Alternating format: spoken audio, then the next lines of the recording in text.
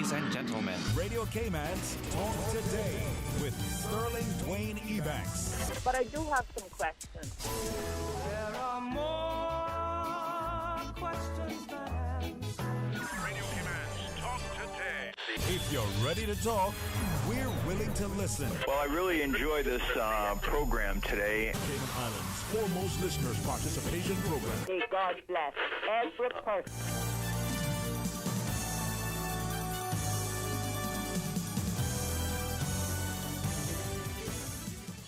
Hey, good afternoon and welcome, and thanks very much for joining us. Going to have a chance to talk about the government reception program in our schools, so we want to give you a chance to be informed and involved and engaged as we speak about early childhood education. Stay tuned for Talk Today. Talk Today is brought to you by Subway, open 24 hours in Countryside, Anderson Square in Georgetown, and Centennial Towers in West Bay. And by the Ministry of District Administration, Tourism and Transport. Explore your history, explore your land, explore your sister islands. MedLab in Smith Road Plaza, your complete medical laboratory solution. Call 949-7331. And Savannah Pharmacy in Countryside Shopping Village, convenient opening hours including Sundays and holidays. Radio Cayman's Talk Today, the Cayman Islands' foremost listeners participation program.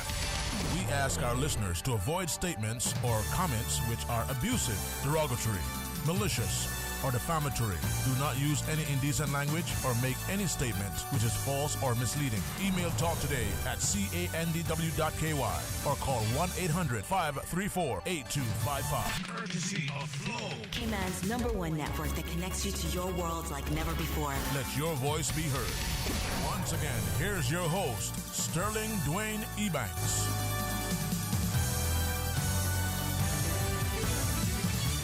Hey, good afternoon, welcome back, and thanks for joining us. And as we get a chance to get into our summer, looking eagerly and with great anticipation for the new school year. Yes, parents are excited. School starts back very soon, maybe to the chagrin of the students. But as we talk about the early childhood program and the government reception class program, I want to invite Mr. Antoinette Cowan from the Ministry of Education, the Early Childhood Care and Education Officer, together with her colleague, Ms. Nadisha Nayati, one of the reception teachers at the Thiele McCoy Primary School. Ladies, thanks very much. After such a long weekend celebrating for many of us, the importance of our democracy, well, we understand that through education and early civics, our children get exposed and introduced and excited about learning. So thank you very much for making it from the early set. Ms. Cowan, good afternoon to you, ma'am.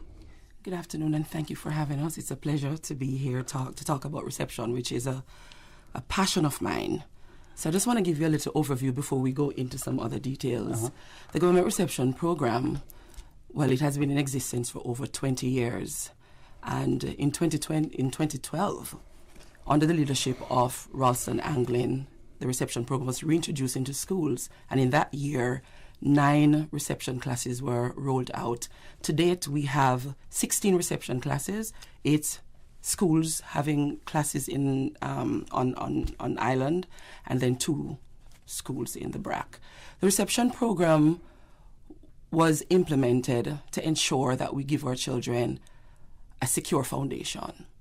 Reception is at the end of the early years, and before they go over into compulsory education, we want to ensure that our children would have gotten a wide range of skills and knowledge to ensure that when they start, they're starting right. But not only that, the building block that they're starting on is firm, and they're able to meet good levels of development as they continue on their pathway of learning. Yeah. And I appreciate you reminding us of the reintroduction, 10 years ago.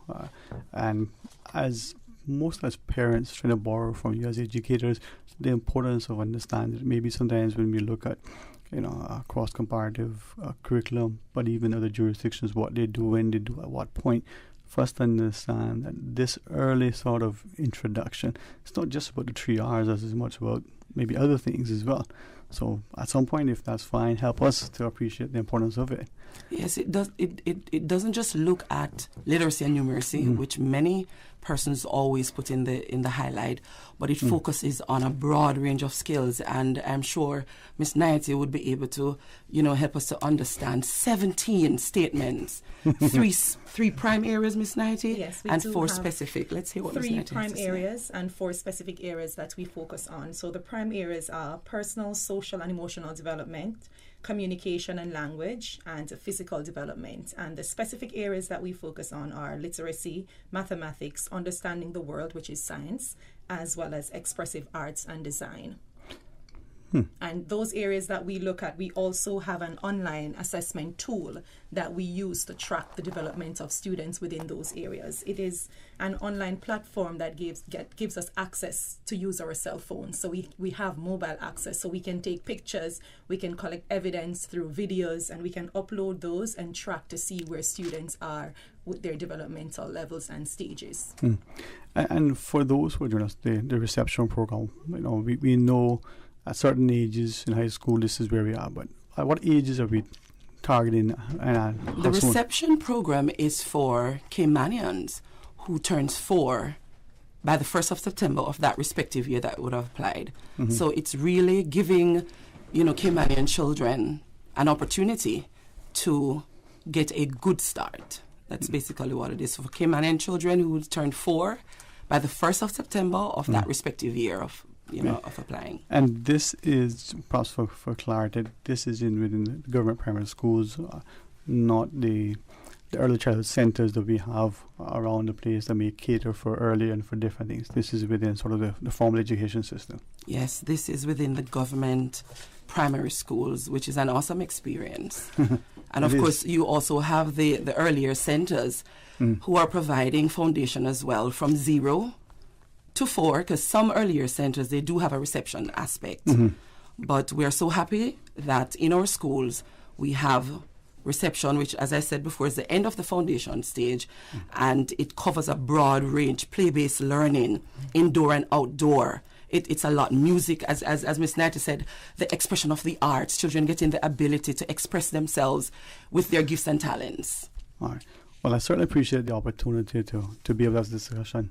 Let's just pause quickly, and then we come back. We'll continue the discussion, give us a chance to understand the importance of early intervention, how the program works, and maybe as parents in particular to understand that partnership. Please stay tuned for Talk Today. Busy, busy, busy. Feel like there's not just enough hours in the day. Savannah Pharmacy, service to make your life easier. Now you can WhatsApp your prescription order to 929-5045. And pickup is just around the corner with everything your family needs and convenient opening hours including Sundays and holidays. WhatsApp your prescription order to 929-5045. Savannah Pharmacy, wholesome values with modern conveniences. For medical lab services in Cayman, go straight to MedLab. For a full range of medical services, pleasant, clean and comfortable environment, no long lines and affordable fees, visit MedLab at the Smith Road Plaza. Open Monday to Friday, 8:30 a.m. to 5 p.m. and half day on Saturdays. Call 949-7331 to make your appointment. For medical lab services in Cayman, MedLab. Ask our professional team about the benefits of cutting-edge technology with MedLab's new state-of-the-art digital mammogram machine. Ransomware, DDoS, malware, phishing. If you don't know what those mean, you're not alone. But if you aren't protected against those cybersecurity attacks, then your business is at risk. Don't leave your data or your business vulnerable. Get Digicel Business Protect. Simpler, smarter cybersecurity. Visit our website, www.digicelbusiness.com, to request a callback or call us now on 623-2499. For the month of July, the Needs Assessment Unit will hold their district visits as follows. Friday, July 1st, 10 a.m. to 1 p.m. at the West Bay Public Library. Friday, 8th July at the East End Civic Center. From 9 a.m. to 11:30 a.m., NAU will be serving clients from East End, and from 1 p.m. to 3 p.m., they will serve clients from North Side. Friday, 15th July, the Needs Assessment Unit will be in Bordentown from 10 a.m. to 1 p.m. at the Bordentown Public Library. And on Friday, 22nd July, NAU will hold a district visit in West Bay from 10 a.m. to 1 p.m. at the West Bay Public Library. But I do have some questions. Cayman Islands' foremost listeners participation program. Because there are more questions than answers. What the public is saying. Waiting to take your calls right now. Sterling Dwayne Ebanks.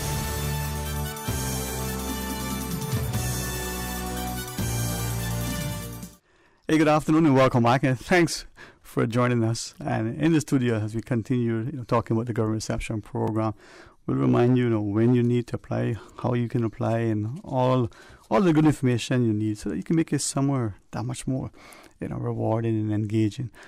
In addition to Ms. Antoinette Cowan and Ms. Nayati, we also have the coordinator for the early intervention program, Dr. Cheryl Rock, joining us. So good afternoon, welcome. Thank you for having me. Well, I hope, today is a Monday for some, even though on the calendar it says Tuesday, so happy Monday to you. Why, thank you. My favourite Monday. These are my favourite Mondays, No, but it's interesting because as we look increasingly, in particular as parents, I think we place a lot of emphasis on education, all encompassing, on our schools and on our teachers, and some of us understand that there is a partnership. But for many of us, it's almost as if we're dictating, this is what I want, what's the curriculum like? And we're asking all these things, even when the child is still in the womb, at the rate of college have you applied? But there's much. When it comes to early intervention, would you help us to understand, first off, what is that? What does that mean in particular? Okay, so early intervention, it is, we pretty much want to look and support the entire child. And if you think about 0 to 5, there's a lot of development. There's a lot of things that a child has to do, right? Between birth and getting ready for school, they've not only have to learn to talk and walk and dress and look after themselves, they have to work out how to interact in a wholesome way with other people, how to manage their emotions, how to manage their impulse control. There's a lot that needs to occur. And we usually expect a child to develop, or children to develop, around the same time, the same rate, the same kind of stages.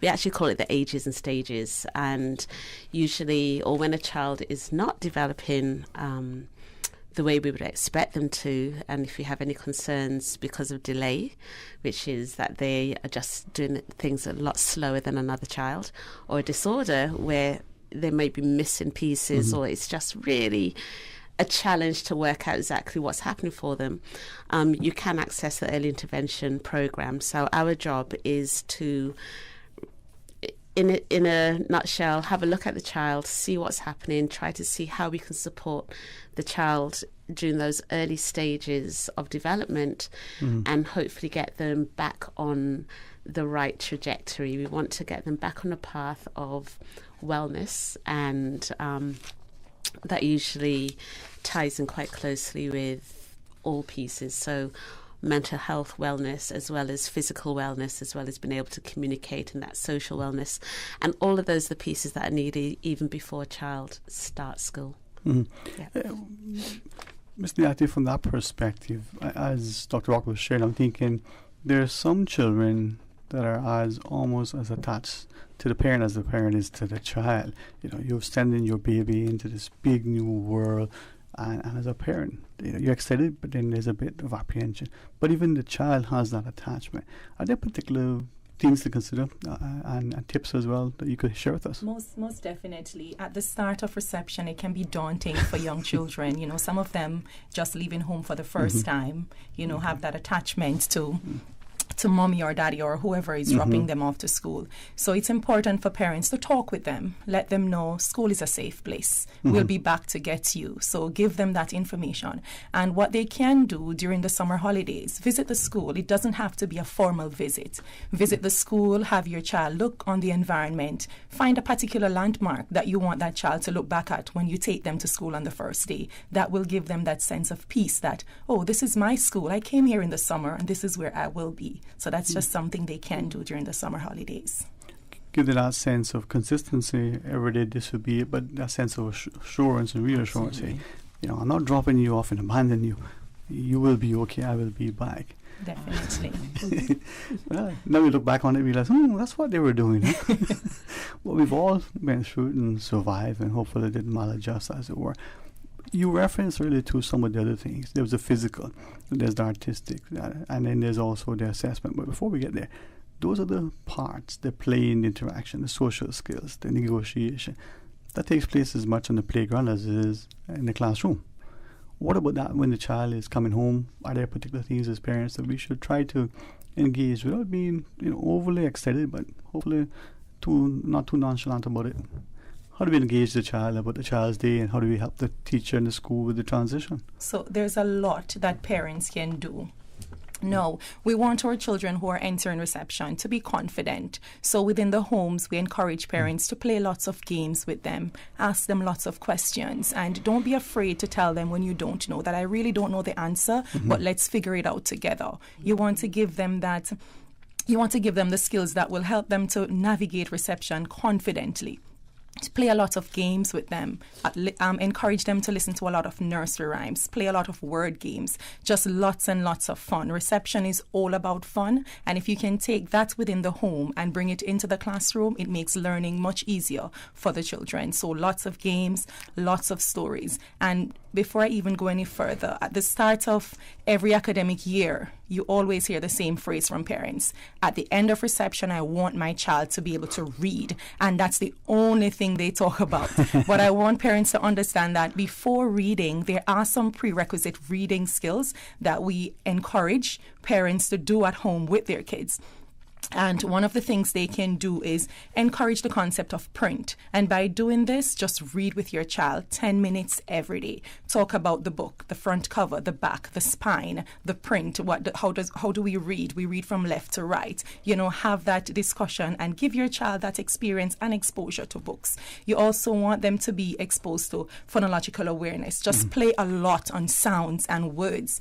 Look in the environment, look on the different print you see. What letter is that? What sound does it make? Make up silly rhymes, silly games. Just have fun, because reception is all about fun. And I could go on and on and on about the prerequisite skills for reading. So before we jump into our Read Write Inc. program in reception, the children must have those prerequisite skills. They must understand print. They must have the phonological awareness ability, and they must be able to speak. Language is very important. So if they're unable to articulate a sentence, we're there to support them to get those prerequisite skills ready. And we don't have to do that. If they come to us with those prerequisite skills, we then take them right into our Read Write Inc. phonics program that we have in the government and schools. We all hear, use your words, but how can they if we don't teach them? Ms. Cohen. I so agree with everything that Ms. Nayanthe has said. And I also want to add the fact that this is why we're promoting reception, because reception focuses on the prime areas: personal, social, and emotional development, communication and language, which she spoke about just now, and physical development. When those areas are set in motion, then it's just a building block going forward. You look at the child, the underlining principles. You look at the child as a unique child. Every child learns and grows in different ways in their own time. You look at the positive relationships that must be around the children in order to promote that learning that you're looking for. So parents need to be positive, the teachers need to be positive, everyone that operates in the environment of those early children must be positive, encouraging them, promoting good levels of development. You also look at the enabling environment that she spoke about as well in the home, at school. Spoke about the teacher. Well, the parents, we also need to look at the teacher, the environment that the teachers need to prepare as the children come in to reception to ensure that they feel confident and safe, and it replicates something similar to what home would have offered. And of course, when all of that is put together, we have learning and development. The focus is not so much on teaching. Teaching is necessary, it has its place, but learning and development, understanding how young children learn and grow and develop, and providing those facilities, providing the environment, rich environment to push them right along. I'm so excited about it. So that environment is conducive to learning but nurturing, and they don't feel safe. Help us to understand, because it is that classroom, unlike universities or even high school where you change class. Presumably the child will spend almost the entire day with that teacher in that class with those students. What is that nurturing environment, that safe environment that you want a teacher to provide? What does that look like? A nurturing environment is that place where, as I said, the adults, they're demonstrating. It's a lot of modeling of positive behaviors, a lot of reinforcement. you are learning about each child individually, not putting them one size fit all, but you're looking at each child, you're seeing them as unique beings. And so as a teacher, it may seem a lot, but it takes a lot of observation, observing our children, observing how they learn. You know, some of them are musical, some of them are aesthetic, different ways in which they learn. So we have to now provide that platform to ensure that every child gets quality. That's the aim, to ensure that we give them quality and that there's equality in whatever we do. So the environment needs to be stimulating different centers so that children can, you know, critical think, initiate their own learning, both indoor and outdoor. As you reference modeling, that thing the teacher says or does, or the way it's said or done, can impact and influence the child in so many ways. It does. Wow. Dr. Rock, let me ask you, we see some students come into the classroom with, you know, I don't want to say special needs, but certainly requiring particular accommodations and the like. How do we approach that within the reception program? I think it's exactly what's been said already. It's very important the type of environment that a child is going to spend their whole day in. It's important the type of adults that are around that child as well. And you do want to encourage wonder. You do want to encourage a spirit of learning and a spirit of developing, and every child can do that. It is important to have a multisensory type environment. It is also important to think about the child who may be struggling with the language or the communication or the physical prowess of the other children. And so there's some very practical things that you can do within the classroom. Every child will benefit from something like a visual timetable, for example. And visual timetables are when you have exactly what's going to happen throughout the day, but maybe it's put in picture form for children who are struggling with remembering exactly what needs to be done next throughout their day. A lot of the classrooms, when you have well-defined areas, that also helps children to remember what it is they need to do at a particular time. Once you have routine, that also helps children, because those that may be struggling with language can actually follow what everyone else is doing. They know that before they have their lunch that they have to go out and wash their hands and get their lunch bag, you know. So it's that those types of things that occur in the classroom naturally. But I do think that there are some things that all parents can start getting their children ready for reception by doing, and definitely if you have a child that you think is struggling a little bit and you feel may not be quite ready yet. We find, it was a term that I think I heard first in Cayman Islands, but those children who are going to be 5 in August, let's say, who are the very young of our age group. They're, not 5, 4 in August. So there are quite a few things that you can do. For example, it's the summer holidays and lots of parents are spending more time with their children now. And so a lot of the chores that are around the house and out of the house you're doing with your child in tow, it's a great time to do all of those things, like the early numbers and the early letters and all of the pre-academic skills when you go to the supermarket. Draw out a little shopping list of, draw 3 oranges and 5 apples and give the shopping list to the child and let them be the ones right next to you picking out and counting those 5 apples and those 3 oranges. That's a lovely way of just getting a child ready for those pre-academic skills using a real world example.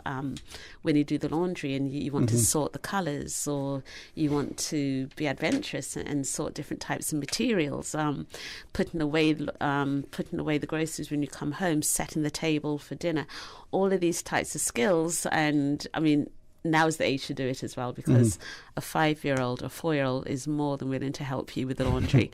A 14-year-old, not so much, right? So grab your children where you can, and it actually gives them those pre-skills that the teachers and educators are going to move forward with, and it starts to develop that type of confidence that that we were talking about earlier. And what you do want is a confident child going into reception. It's going to make a lot of difference if your child is feeling confident and ready and excited about the new school journey. With that, though, I mean, that confidence in that child may be exhibited in that familiar environment, maybe at home amongst friends or in spaces that the child. And then when the child goes into this new space, 30 other faces, plus the other 30 across the other classes, at some point, even the most gregarious of us might tend to be a little reticent initially. How do we evaluate, but also how do we instill that confidence so the child in month 1, day 1, is perhaps grown and blossoming as we approach December and ready to wrap in the next school year? Right. It's a lot of conversation. How was your day? What happened today? Well, it's good, thank you. Exactly, that's great. Did you laugh today? Did you make a friend today? A lot of the times when we talk to our children about school, we want to know the academics. What did you do? What did you do in maths? What did you do in English? Did you read? How's your reading come along? Very rarely do we ask about their friends. Did they laugh? Did they get into some kind of conflict? What was it about? Who made you mad today? How did you work that out? Did you run very fast today? Things so that children can start to discover their own strengths and to find out, am I a good artist? Am I a good runner? Am I the best in the class at numbers? Am I the best at making friends? These are the things that start to instill confidence in children. A lot of the time we think it's the academic side of development, but a lot of the time it's I call them those hidden skills. It's things like creativity and empathy and internal self-discipline and having a wide emotional range, and confidence. These are the areas that are going to support developing a great kid. And the more of these areas that you develop and support in your child, then the more confident a child you're going to have in December. Indeed. No. That's true. I can feel the teacher coming. Want to share? Talk to us. Well, I'm happy that Dr. Rock spoke about those aspects where parents need to have those conversations with their kids, and it's very, very important because we do find that they spend a lot of time talking about the academic side, and neglecting those areas. And within the classroom, we do provide those opportunities for children to shine in their various areas. We do have learning centers because we use a thematic approach. So everything we do is integrated. So children get the opportunity to go to different areas to shine in their various ways. So a child who might not be very vocal might be very good at painting, and you will find that child in an art station, just showing their skills. And you will get that confidence from that child who, that child might not want to go to the front of the class to express him or herself, but in that little painting station, you get a lot of expression from that child. So in the classrooms, we do provide those opportunities for students to be able to access the different areas and show their different skills. And that's a part of every reception class in the Cayman Islands. So with that in mind, am I hearing that even from that early sort of approach, differentiated learning is being introduced? So, tell us about that. Or maybe after the break, we can talk a bit about that so that as parents, we understand the importance of how we approach to the creative and the like. Hey, kind of makes you want to go back to school, huh? Stay tuned for Talk Today. A caring and community spirit, cherished family and cultural values. These are some of the things that still embodies the Caymanian way of life in the Eastern Districts today. Savannah Pharmacy, your neighborhood pharmacy, located in Countryside Shopping Village, is delighted to offer products and services of real value. Whether it's catering to your family's medical needs or carrying apparel, gifts, and beauty products, Savannah Pharmacy provides you with more than just prescriptions. Remember, they're always just around the corner with everything your family needs and convenient opening hours, including Sundays and holidays. Savannah Pharmacy. For more information, call 946-3336. From boat days to beach gatherings, leave the catering to Subway. Choose from small and large sandwich platters, double meat wrap platters, and top it off with optional cookie platters. for dessert. Or ask about our Subway Box to Go with the option of 6-inch or foot-long sandwich, 1 cookie, and 1 bag of chips for all occasions and celebrations. Let Subway focus on the food so you can focus on the fun. Visit subway.ky for catering options. Subway. Eat fresh. The Health Services Authority's new pharmacy is now open at the Smith Road Medical Center. The new location features a large, comfortable waiting area and ticketing system to improve the patient experience. All uncollected prescriptions and refill requests previously submitted will now be available for collection at the Smith Road Pharmacy. Request your refills online at hsa.ky via WhatsApp 925-6532 or call 244-2715. For more information about our pharmacy hours, visit hsa.ky. Inaja Productions, in association with Cash Whiz K-Man, presents Cash Whiz K-Man Kids Got Talent Show. At Pinnacle Warehouse, Sunday, July 17. Start the summer right and come out. Support and cheer on our kids as they show off their God-given talent. Showtime 5 p.m. Tickets are available at Cash Whiz K-Man and at the gate. Admission only $15. Part proceeds go to Feed Our Future. So join us on July 17 and experience an evening of talent. K-Man Kids Got Talent is sponsored by Cash Whiz, CUC Health City, Cayman National Bank, People's Choice Groceries, LED Lighting Engineering and Design, KPMG, Seaport Marine, General Automotive Services, Maxwell Plumbing Services, Party Animal, Breezy Production, Radio K-Man, Breeze FM, and Inaja Productions. I've got some beautiful clothes. I know just where they go. Puritan Cleaners. Puritan Cleaners, now using the most popular and eco-friendly cleaning solvents. 2 convenient locations to serve you: Savannah Countryside and Eastern Avenue, Georgetown.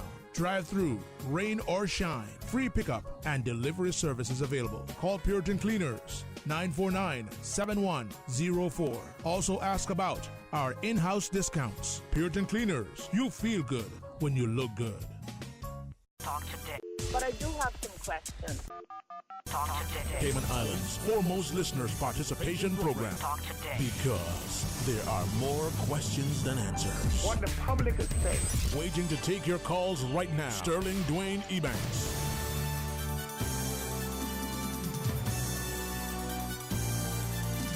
Hey, good afternoon. Welcome back. And thanks very much for joining us as we talk about the government reception class program and Dr. Cheryl Rock, the coordinator for the early intervention program, our colleagues, and Anthony Cowan from the Early Childhood Care and Education Office in the Ministry of Education, together with one of the reception teachers at the Eli McCoy Primary School, Ms. Niati. It's, for me, I think there are 2 things that just fascinate and intrigue me. And I say this carefully, consciously, but very, very deliberately. Education and health. Because without those, what's the point? Those are the pillars in our society, and they go hand in hand. We're reminded that they're more informed, and I don't want to word educated, but the more informed, the more knowledgeable you are about things, the healthier your life choices. So if we're talking about our very young, how they interact, how they are socialized, the cues, the stimuli, the different things, probably from the womb we're told that they're being impacted. But now they're out of the womb, they're in the classroom, they're enjoying themselves. I use the phrase differentiated learning. Maybe it's something that is actually accurate, but what is that, and how do we introduce that and recognize that within this reception program? Dr. Rock, you want to jump in?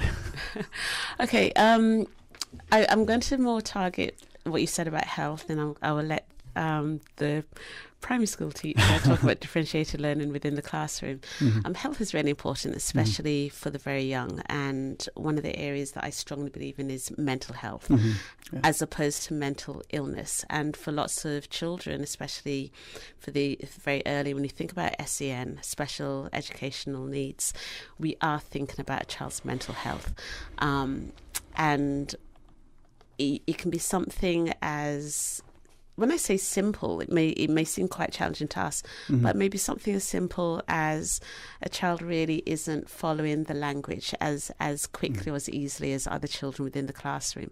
That's going to create mental health issues for that child. They're going to start feeling dysregulated. They're going to become disengaged. Their communication, their language, everything then starts to topple down. And it creates the same type of feelings of anxiety, feelings of being inadequate, feelings of frustration and anger. that another challenge would occur in an older child or an adult, you're getting those in a child as well. But a lot of time they're unable, and it doesn't have to just be because of communication, but they're unable to express the challenges that they have in appropriate ways. So they do it in inappropriate ways, and then they get labelled with having behavioural issues. And quite a few children are labelled with that without people actually supporting, or without maybe people understanding that they may be having underlying processing challenges because of communication or posture, or maybe they've got ear infections that haven't been addressed. And that is, as I said, going to affect things like their mental health, coupled with, as we were saying earlier, the mask wearing, which hopefully we are phasing out of that now. A lot of children miss information from other people. They miss those important facial expressions. We say a lot with our faces. We say a lot, even understanding phonological awareness. You need to see the lips to understand sometimes what letter is being formed. And all of these things can actually start to affect a child's ability to cope in the classroom. So you can have developmental issues, and you can have social and emotional issues that are going to be seen in the classroom. And they can be all supported through the different types of ways we support the children within the classroom, which I was hoping is a nice segue. Yes, quite. You lobbed that nicely. Thank you. Would you want to return our serve, Mr. Disha? Well, I'll just jump right in and talk about the differentiated learning that you mentioned earlier. Well, we know that children have different learning styles, and they all grow and develop at their own rate. So within the reception classrooms, we do plan for the children accordingly, and the learning environment is tailored and created to facilitate the different learners that we have. So our children get the opportunity to interact with learning centers. So within the learning centers, you will find different activities. So a child who is just learning numbers will be able to find materials that will encourage him or her to learn their numbers. Well, you will find another child who might be already exposed to addition. So within that same learning environment, you will find differentiated activities to cater to the varying needs of the students that we have. So it's not a one-size-fits-all approach that we do in reception. So that's where the differentiated learning comes in, and that's through the learning centers. And parents might be listening and saying, here they go again with the learning centers and my child will be playing. That's absolutely fine. We encourage play-based learning, and that's what we want. Who doesn't want to play? Even as adults, sometimes when we get a chance to play, we feel so good just going out and having fun. So we do give them that experience, lots of play-based. And within the classroom, when they get that play-based learning, that's when you get way more out of them. And as educators, we have a responsibility to facilitate that play. So if a child is playing, we have a role to play. We have to extend that play through the types of questions that we ask. So little Johnny might just be playing around with some building blocks. Now, what do I do as an educator? Little Johnny, how many building blocks do you have? What if I add 2 more? How many building blocks will you have altogether? So the play is important, but the educators within the environment are also important, because we facilitate that play and encourage that type of learning through the questions that we ask and the opportunities that we provide for them. This is interesting, because even as adults in team building exercises, a corporate retreat, we're playing that ever famous game that we all played, the Trust Fall, for instance, or different things. It's a form of playing as to develop within that. But Ms. Cohen, we as parents sometimes, what do you mean? He played all day in school? Show me the report card. It's more than just play, but it's intentional and it's purposeful. And that is why the onus is on the teacher to understand how young children grow and develop. Because when you understand that and you prepare an environment, a center, then you know the pathway, you know where the child is at. And even as I say that, let me just punch in something here. In reception, we do baseline. When the children come in, we baseline them. Why? Because we want to find out where they're at, how they're functioning. And that data is used to prepare plans, support plans for the children. That's a part of differentiation. So this is one of those individual education plans, the IEPs you talk about. You do that for all the children? We do that for the children. Okay. Every single child. That is why one of the fundamental principles is looking at the child as a unique child. After baseline data, we use that data to drive instruction. Okay, does that IEP go with the child from that very first day of school all the way through graduation? It should go with the child all the way through, because at the end of each grade we have that transition handover. We would have handed over, all those documents and so on to the new teacher. But also differentiation in terms of we're fearfully and wonderfully made. We're created with different gifts and talents, and as such, as Miss Nancy said, it can't be one size fit all. So as a teacher, you have to come with the drums. You have to come with the music and the movement. You have to come with the storytelling, the dressing up. So it's not just going in a classroom, and teach. You have to understand, come down to the level of the children. So it's differentiation through strategies that you would have used to teach your children. So it's a wide range of ways in which we differentiate practice, differentiate strategies, differentiate the centers, enhancing the centers, making the centers ready for the children. And there's something in reception that's called free flow, where the children flow from inside to outside, and they flow and explore. They dress up and they dance, and they knock the corridor, and they knock pan, and they create music, and they sing songs, and they imitate us as teachers. So it's a beautiful experience. I can see myself back in the classroom, actually. You should, you should. Maybe if it's okay and you feel it is, I'll coordinate it properly.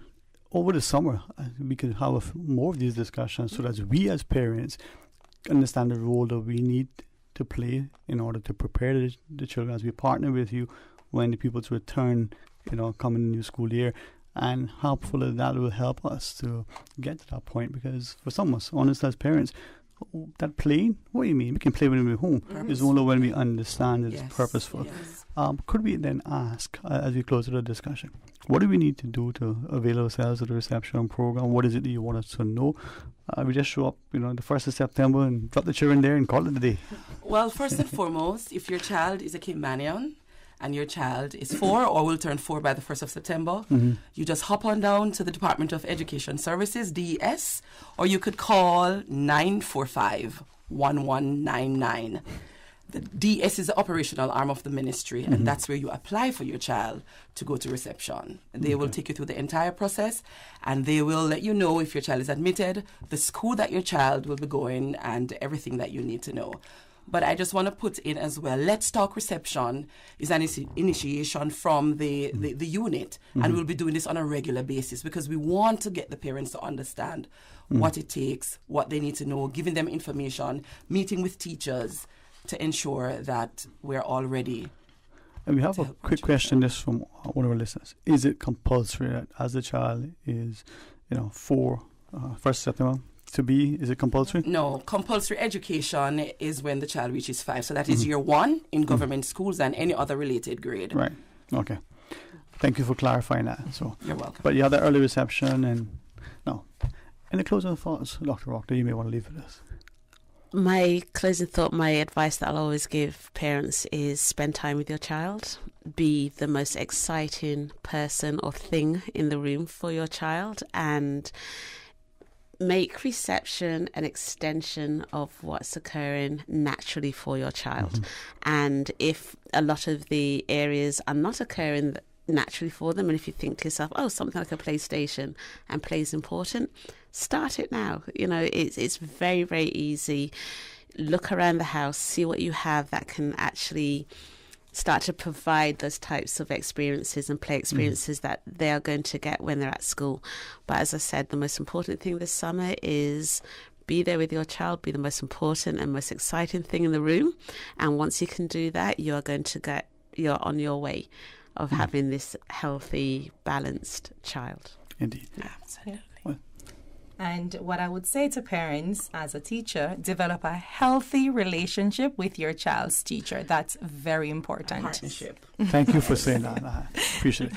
And certainly looking forward, honestly, if we can facilitate a few more discussions between now and when the school year resumes, hopefully it'll benefit not just our teachers and our parents, our children.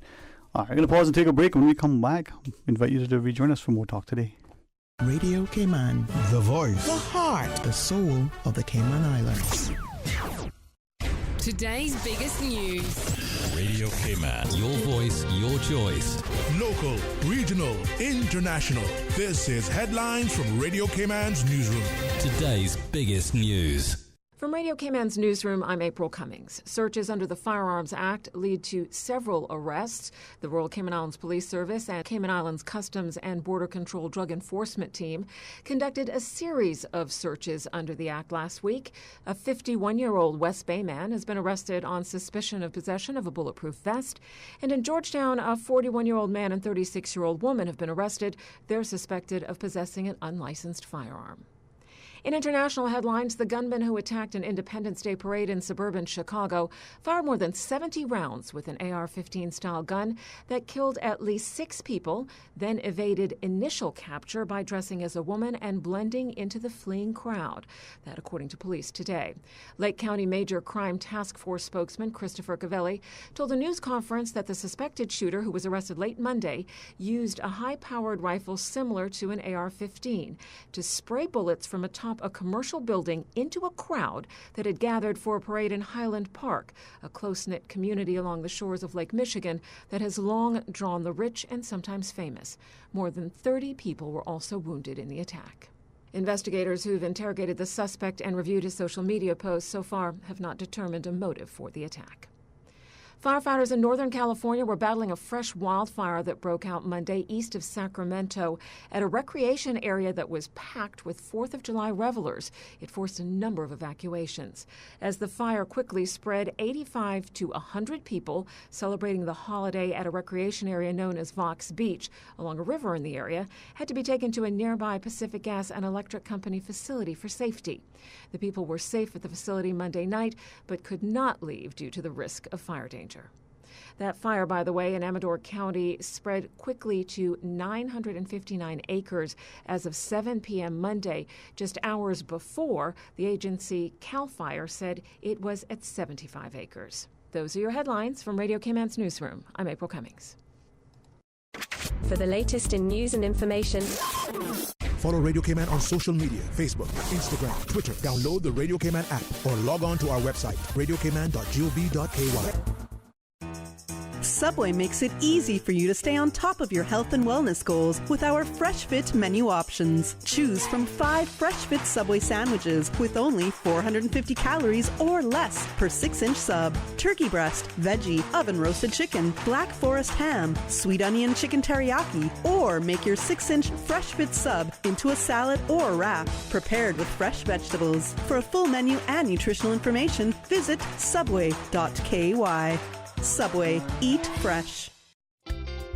For medical lab services in Cayman, go straight to MedLab. For a full range of medical services, pleasant, clean and comfortable environment, no long lines and affordable fees, visit MedLab at the Smith Road Plaza. Open Monday to Friday, 8:30 a.m. to 5 p.m. and half day on Saturdays. Call 949-7331 to make your appointment. For medical lab services in Cayman, MedLab. Ask our professional team about the benefits of cutting-edge technology with MedLab's new state-of-the-art digital mammogram machine. Your Radio Cayman 6 p.m. news, Monday through Friday, is brought to you by Logic. Your life connected. Talk today. But I do have some questions. Talk today. Cayman Islands' foremost listeners' participation program. Talk today. Because there are more questions than answers. What the public is saying. Waiting to take your calls right now. Sterling Dwayne Ebanks.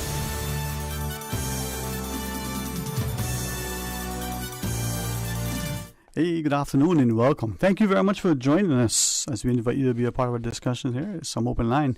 Hey, good afternoon. Thank you for calling. Yeah, good afternoon.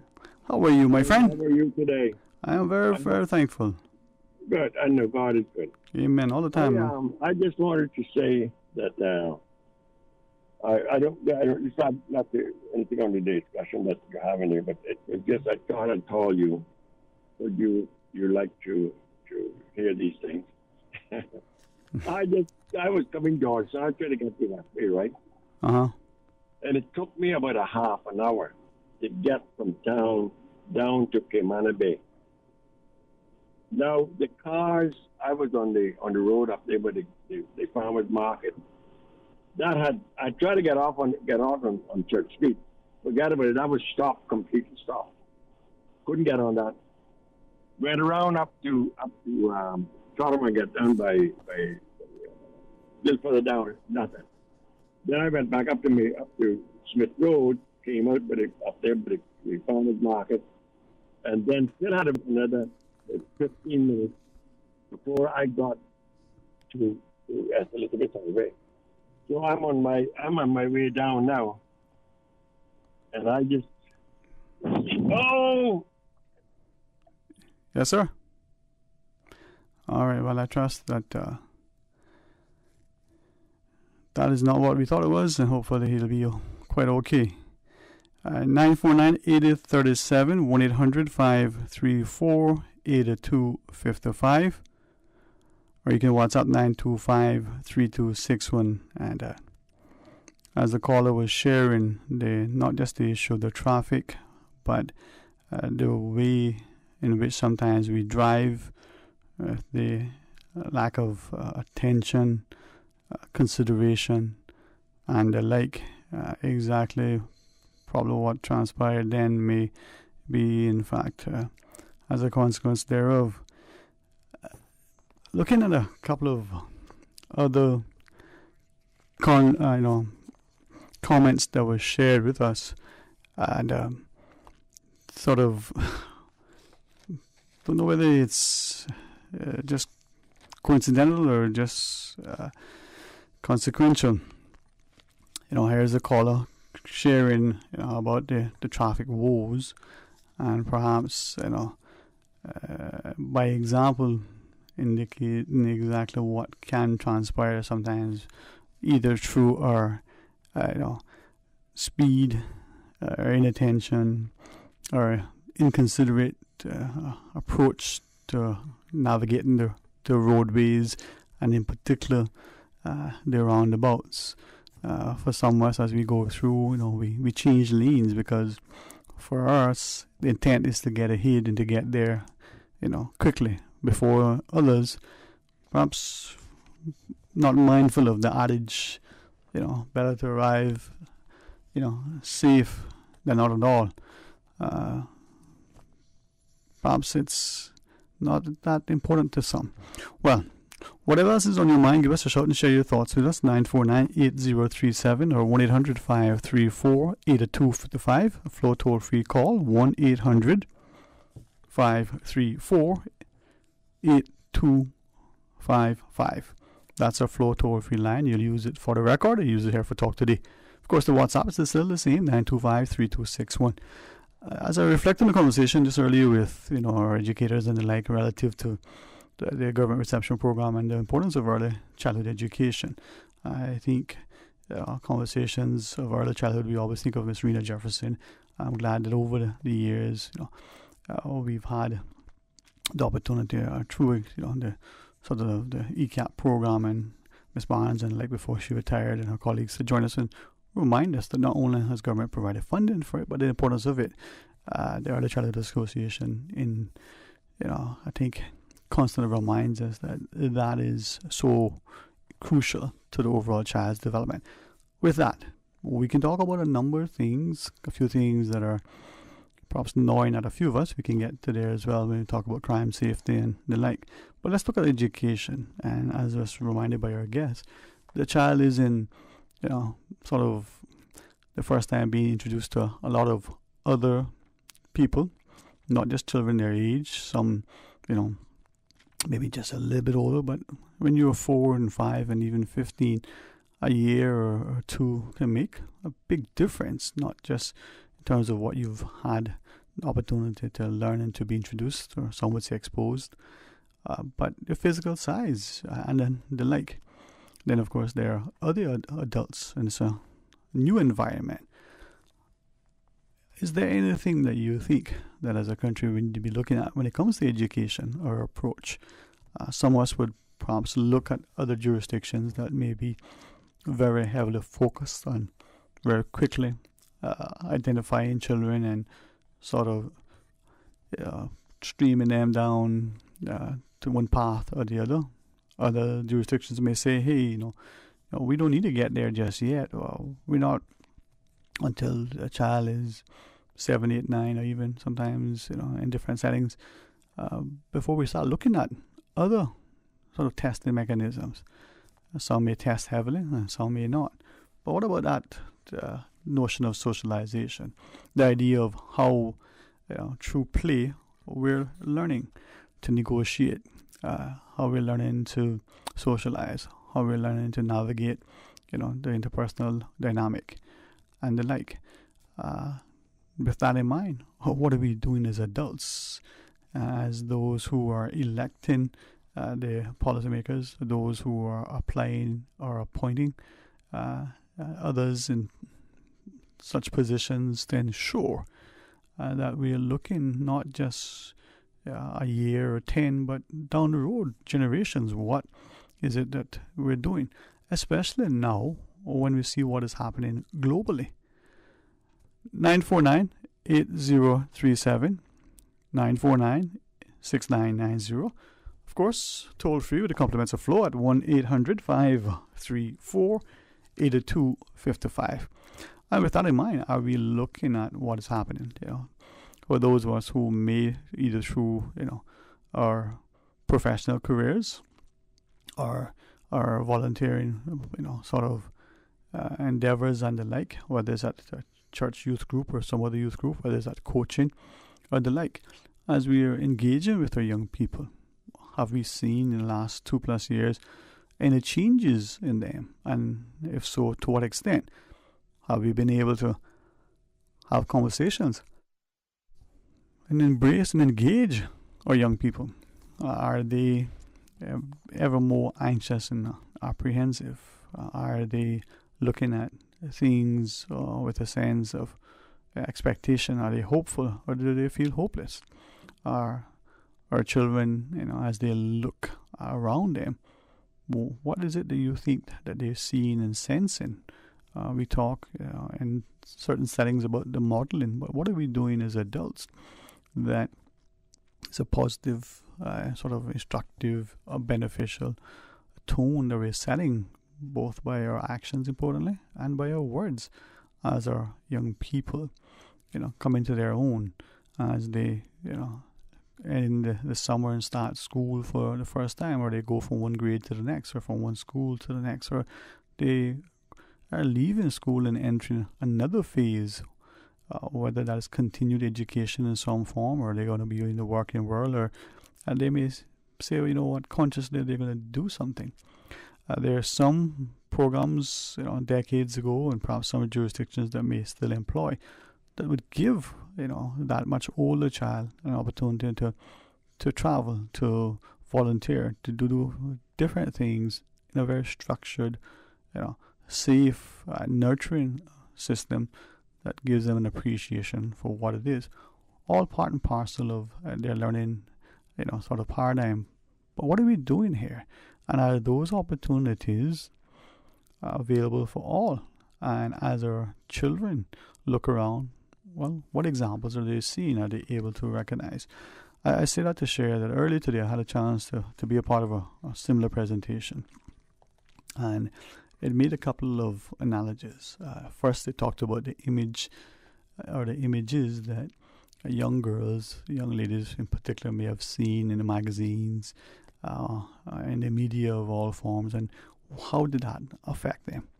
Now, this individual making the presentation took us through a number of decades, and at the end just made some inferences and suggested that those images over the decades, she went through a number of decades, and perhaps just asked, well, if this was what the young girls were probably seeing publicly, in the media, in the movies, the magazines primarily, is this then a reflection of how they were acting in their normal lives? Is this what influenced them? And then as she went through, she pointed out some of the things in terms of dress, the augmentations and the like, that many of her perspective as a professor in women's studies were influencing women. But she said that it's not, that it doesn't apply to men as well. And then she started to ask, well, if the media is such a heavy influence on society, and if they're concerned that if you look on the media and the images that you're seeing from the ethnicities to the way they're portrayed, to the roles that they play, the absence of people that looked like you, sounded like you, how did that affect you? And then she would ask, well, is society willing to turn a blind eye, a very conscious blind eye, to certain areas? Are there, and she just generally asks, are there areas? Now, she wasn't based in Cayman, she wasn't speaking about Cayman, but as we logged in, as we do these days, she says, wherever you are, ask yourselves, if what I'm saying are these questions, do they apply to your jurisdiction? And she said, for instance, are there areas where the police either A, don't go, or when they do, attend those areas, what is that response like? How is that community engaged in public services? What is the level of tax spend and the housing and the infrastructure and the other sort of social needs of a society being addressed? Now, in some jurisdictions, it's very glaring. In others, the fact that there is a road or street lighting or a park or something that needs attention, and it gets it. Now, she shared that for many places, we look at the political systems. She gave us an example. She spent, on a fellowship time in a part of Europe that is considered to be more socialist. She looked at their approach. She was, sort of working on a thesis. She understood that it was a societal norm, that it didn't happen overnight, and in many cases, that ethos, she said, that was inculcated in the members had to be a shared value. But it doesn't mean, she says, that just because it's reflected positively in the international media, that may actually be the occurrence within the society. And there are certainly pockets of some of the places that she thought were more celebrated and had great promise that were not as emphasized. Now, she shared that when we look at what is happening today, will we understand the consequence of everything in 20 years? Will it take a century? Will it actually even be recorded and presented accurately? She shared as an example, just earlier this year, as part of a conference that she attended, one of the plenaries posited the question, well, what impact, if any, do we think what is transpiring now would have on our children, and is having? And she shared that, a particular very, very notable intellectual and published individual amongst their group questioned heavily, one, the accuracy of what is being portrayed and captured, two, the willingness to recognize and address what is happening. She shared that this individual gave a quick snapshot of things that were transpiring at a particular facility that she's attached to. And she shared that on the demographics and all of the other data that would come from this particular facility, you would think that these are all well-adjusted people. Their affluence level would rank high. All of these support services were great. But yet, in that environment, is there a cause for concern relative to the resilience of these young people?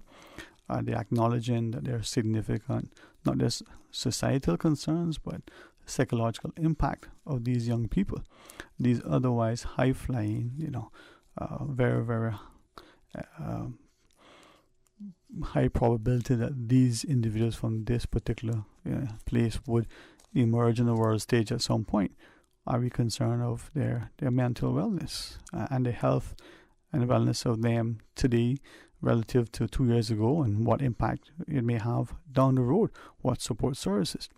She then also gave, as a quick comparison, another area that perhaps wasn't as impacted by all of the social anxieties because of the reporting and the like, and shared that just as a cursory exam, the facilities did not rank in the same caliber.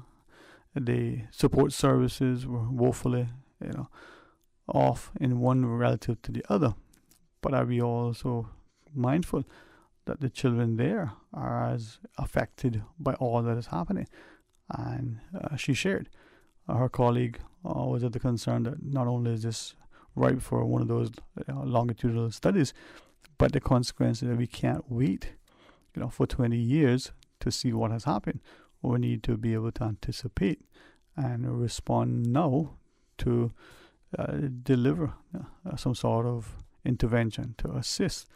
And the growing anxiety that she is seeing among even the late high school students, the early college students in her setting, is that there is not just that normal angst that comes with entering new environments. It's the growing concern for social safety and health and wellness and the like. Well, I say all that to ask, when we look at the Cayman context, does that resonate with us? Do we see the behaviors of many of us relative to the antics, to the most unfortunate occurrence when people engage and someone ends up severely injured or worse? Then what becomes of that situation, and how do we respond? Is it with a heavy hand in policing and monitoring? Is it a sense of a call to prayer and prayer only? Or is it, as we say, faith without works is dead? Does the community then come out and rally together to try to address the concerns that may be plaguing the society? Or is it that many of us do? If it doesn't affect us, then, we really don't get involved. Well, as I listened to the presentation earlier, I was moved by the growing concerns and the recognition that a lot of this, doesn't matter what part of the world you're in, it is affecting almost all of us in a similar way, to varying degrees, but it's nonetheless a growing concern for our continued safety and our stability. Now, you can speculate and you can hypothesize as to why and what the consequence may be, but the question is, what are we able to do? What are we willing to try to do to address it? And is there a willingness on the part of us? Or are we going to point fingers and say, well, it's for them, whether them being the politicians or otherwise? But what about it's been for all of us? How much of it is it that we're ignoring? How much of it is it that we're taking for granted when it comes to the relative safety that we may enjoy, or the access that we may have to certain things, or the acceptance that, well, yes, this is just it. It's the end times. Well, it just may be. But is it that we should just go quietly into that good night? 8949-8037, 1-800-534-8255. We can WhatsApp 925-3261. I know it's been a long weekend, and I think as of last Wednesday, you could see the week just deteriorate, going downhill, one day following the next. And that is probably because of our words and our deeds, our actions and inactions. And it just makes you mindful that you have to take ownership and accept the consequence. And sometimes, we expect people to know what we're thinking, yet we don't share. They expect them to predict and understand our actions if we don't, sort of advise them. And then we go blindly and just allow the chips to fall where they may, knowing that they may not necessarily bring the same level, of not just satisfaction and enjoyment, but the same level of fulfillment and success that it could otherwise, had we had, their wherewithal to do what needs to be done. Now, again, it's up to us, and how do we draw alongside? Well, what is on your mind, and what is it that you wish to share? 949-8037, 1-800-534-8255, or WhatsApp 925-3261. The other thing I wanted to ask is, it was a long weekend for some of us, and not long enough. For others, it was one of those things where we kind of wished we had more time because of the things that we had on our to-do list that we wanted to achieve.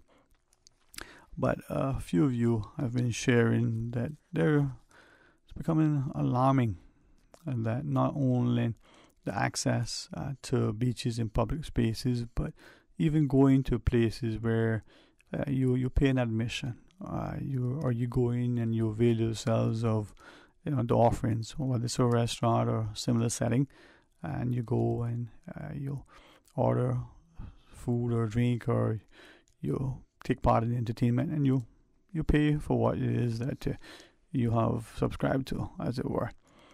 To feeling that growing division that is seemingly becoming more evident in our society. Some of you perhaps are still reeling from the reported alleged incident on our beaches and the like. For those who have traveled into other jurisdictions, not just the Caribbean, may have experienced similar, unfortunate occurrences. But it's not just beaches, it's, as an individual shared, not haven't been able to fully appreciate it until it happened again in Cayman. The person said they were in another country at one point, went somewhere, only to realize that yes, it was sort of one of those open places, and you were able to go if you paid the requisite admission, only to realize that really and truly the warm welcoming reception wasn't there, and not at that time to fully appreciate, as he relayed, that it may have had something to do with ethnicity or the economic status or the like. Only now to have come to Cayman and being out and about in a similar sort of setting, and to appreciate that there are others who feel that way. And as he relayed, he says, are we conscious of the growing division? Is it that we've ignored the racism and prejudice that is in societies? Have we believed, perhaps mistakenly, that it wasn't evident here, or that it was just a little bit so it was tolerable?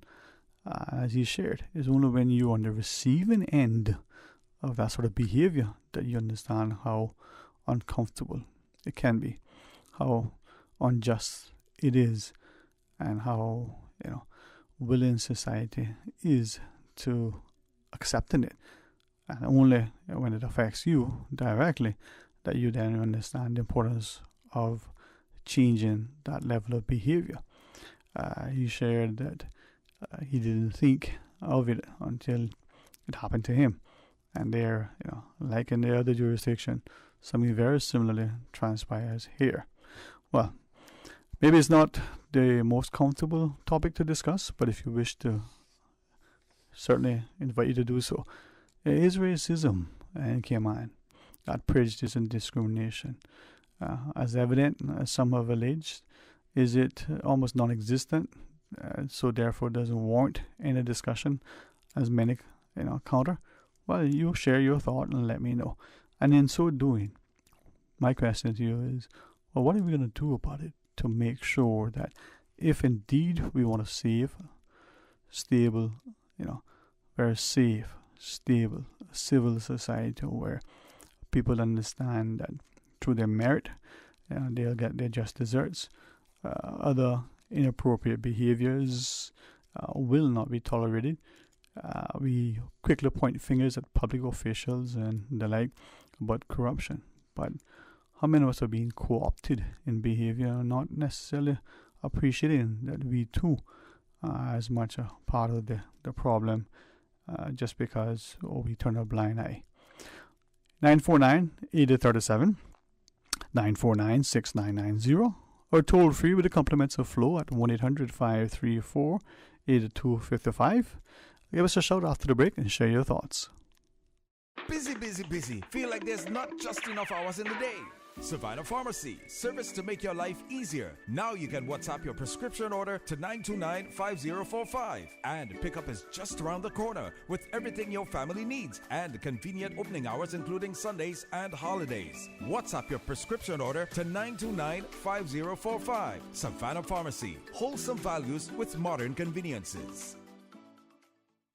The best foundation you can wear is glowing, healthy skin. The offices of dermatologist Dr. Wayne Porter specialize in enhancing your skin's well-being. Whether you're seeking advanced skin care, including any skin cancers, Botox, filler, cosmetic skin enhancements, or simply looking to reduce wrinkles, Dr. Porter offers a full-service dermatology and dermatological surgery practice. For more information, email drporterkman@gmail.com or call 946-9020.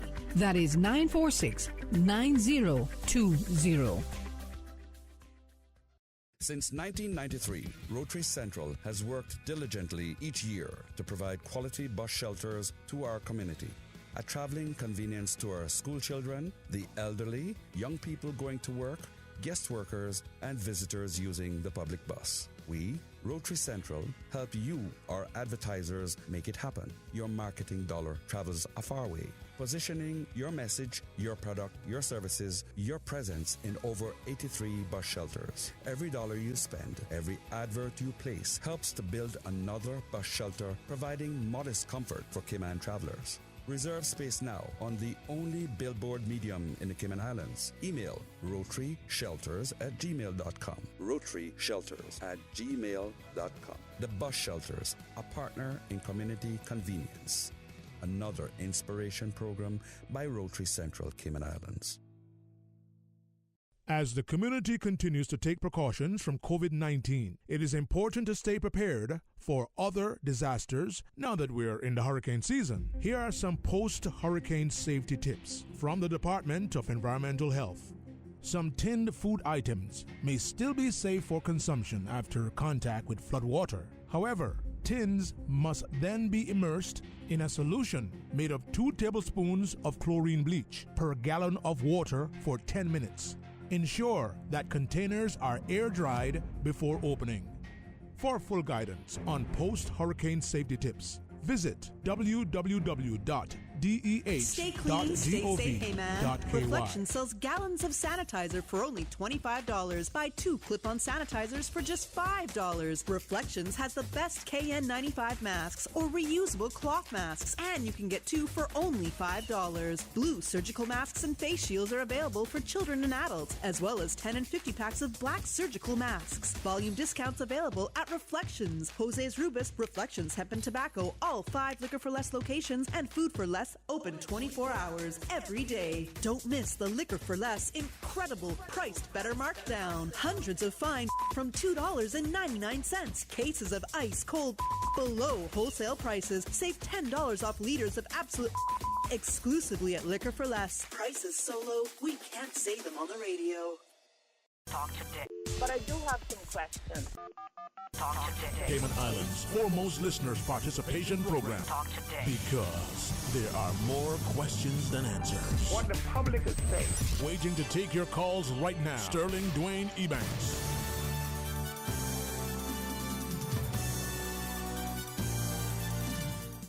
Hey, good afternoon, welcome back, and thanks for joining us. It's Open Line here on this Tuesday, this following the last holiday until November.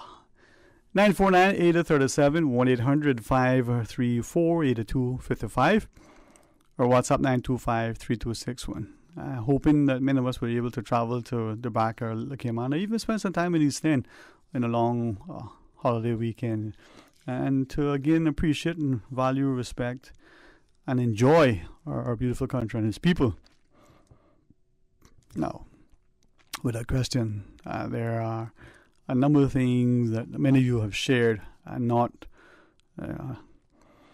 excluding the growing concern that we may have for what the economy locally and globally may experience in the next year, a year and a half in particular. And despite as you know, one of my perhaps more informed and willing, participants who from time to time would voice our view relative to what she sees, just in careful observation, but somewhat casual nonetheless. No great professional insight, just as she puts it, just her personal commentary. She understands that the level of growing uncertainty, the confused approach by some relative to what the political dynamic will be, or what the sort of public policy implications of governments relative to their fiscal or monetary policies. She's saying her view is that it's not going to be the same as it has been in the years. No level of quantitative easing, as she puts it, will create that responsiveness in the economy. She shared that whereas the time lag, for any sort of interest rate adjustments may have been 6 months, perhaps now it may be, 2-3 years. She believes that the one factor that all economists and sort of similar professions ignore is that the personal dynamic has shifted so significantly in the last few years that the unpredictableness of consumers, the unpredictableness of individuals can no longer, despite any attempt at artificial intelligence and algorithms and the like, there are no predictive analytics, she shares, that will help us to appreciate what people may or may not do. That growing sense of fear, the consciousness with which people have so quickly identified themselves in one area or the other, and the sheer unwillingness of people to take risk, financial risk, personal risk, when it comes to investments or other behaviors. Creative expression, she believes, has shifted significantly. Now, perhaps in saying that, I should caution that she says, whereas her training is in the financial area, not in the sciences when it comes to healthcare, she believes that people will probably exhibit semblance of riskier behavior, but not to the extent that they may have in the past. And that growing sense of being insular, that growing sense of as people withdraw and fail to interact, will create more and more challenges to stimulate the economies, to growing opportunities for people. She gave us an example. If we look at the workplace of many, she shared that you take, for instance, certain types of jobs, and as she shared, look at the Cayman economy. We would say once, well, these are not jobs that some people want to do, and for whatever reason we would, whether we consciously and disrespectfully, without being intentional, speak of certain occupations. For some of us, we don't appreciate not only the skill set that is required, we would probably acknowledge the importance of it, and if it's not done, well, we would then appreciate it when we need it. Give us an example. You have a long holiday weekend, or you have a particular function that you're looking forward, and all of a sudden, there's an issue with your plumbing, whether it's the septic system acting up. Perhaps you have something else of an issue, and you're very glad for the plumbers and the supporting cast to come out and address it. And you would probably be willing to not only pay that extra service charge for that particular thing, because it is on schedule. I won't use the word in an emergency. You would even probably pay a premium just to have it done quicker, making sure it's addressed urgently, because it's something that is important to you. Now, otherwise, you may not look at the importance of it from the perspective that, hey, this is good money in this, but you may choose one profession over that because, well, you see it as more prestigious. Well, think about the foods that we eat. For those of us that may like, let's just take particular meats and cuts of meat. Well, how does it get to our table? For want of a better label, that butcher, that person who skillfully prepares that food. Well, that has to be done. What about the facility in which it's done? What is that working environment like? Is it as pristine and clinical as your office? Whether you're a research scientist in some place working on particular hardware for the computing industry, are you a surgeon in an operating room? Places where you want it to be not just sterile, but what about your own working environment, your office? How is that organized? Maybe it is not meats that you want. Perhaps it's, particular vegetables and greens and the like. Well, even in the most controlled environment, what is the work and the labor of the farmer, as it were, for that nice organic, hand-picked item to get to your table? Well, is that person working in the sun? What are the other environmental conditions that person has to endure? What about the physical work? Now we have equipment and much of technology being leveraged in farming, but surely there is some element of physical labor involved. Do we look at ourselves as being sort of complicit in those working conditions? Are we ensuring that food, not only through the price that we pay that may be inflated, but to ensure that the working conditions of those individuals are not only safe and sanitary, but they're being, fairly compensated? Or are we turning a blind eye to it? There's much that has been said about the production of chocolate. Perhaps now we see why there is this push for, fair trade and the like in much of our products. But is it really that the final supplier of the product has fairly paid for the sourcing and production of it? And as we put it on the table, well, are we conscious of the working community scenarios that may unfold as that dynamic affects the livelihoods of so many others? But it may not just be that. What about the people that are working in the technology sector? What is our perception of those individuals? Are they seen as people who sit in these wonderful team-oriented environments and having fun and doing all the programming? Or are they, as seems to be the reality in many cases, these data farms, these places where people are paid very little, reportedly sometimes as little as $2 an hour, in places that are akin to sweatshops, places that are very much, as we are told from the little that is reported in the international media, some of these refugee camps where people are trying to move from one particular geographic area because of the political and economic conditions that they're facing to move to another. But while they're there, if there's internet connection, if they have the skill sets, they can look at certain images and help as part of that developing and rolling out of artificial intelligence that would allow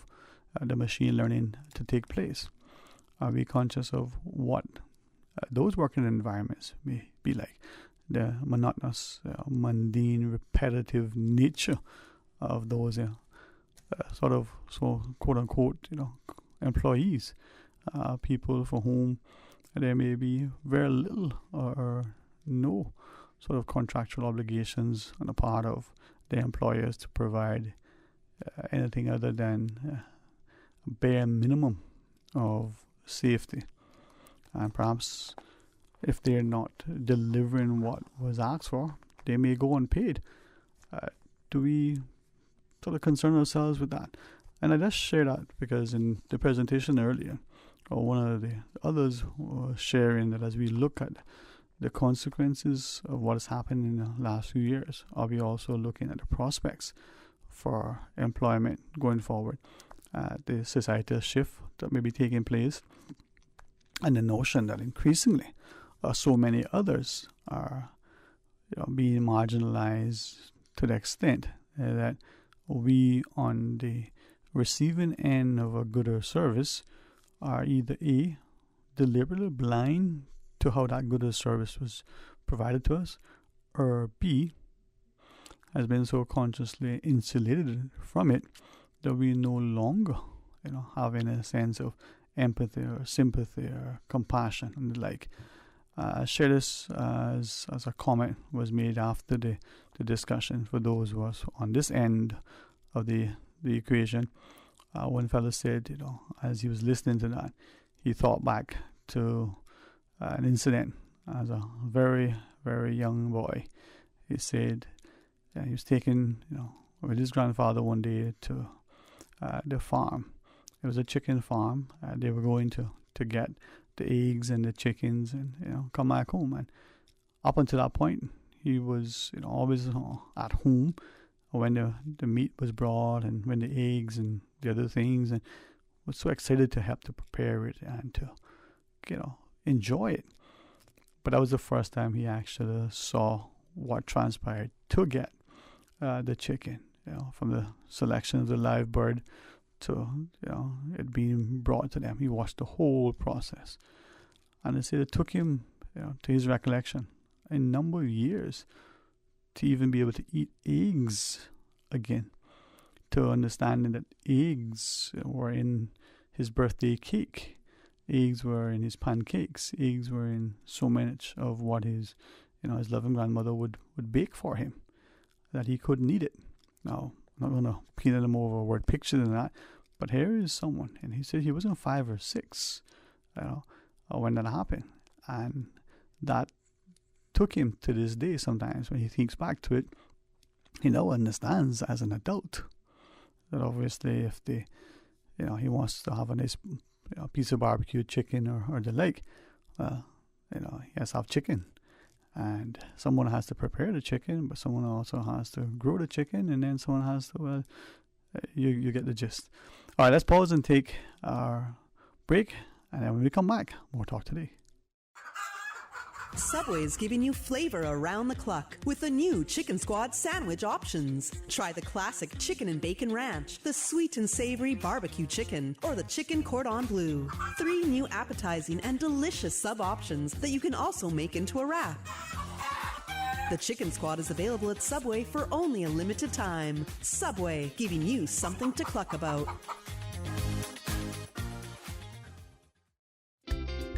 For medical lab services in Cayman, go straight to MedLab. Blood test, x-ray and mammogram, all of that is MedLab. Affordable fees and friendly service, a full professional team. MedLab is always comfortable, MedLab is always clean.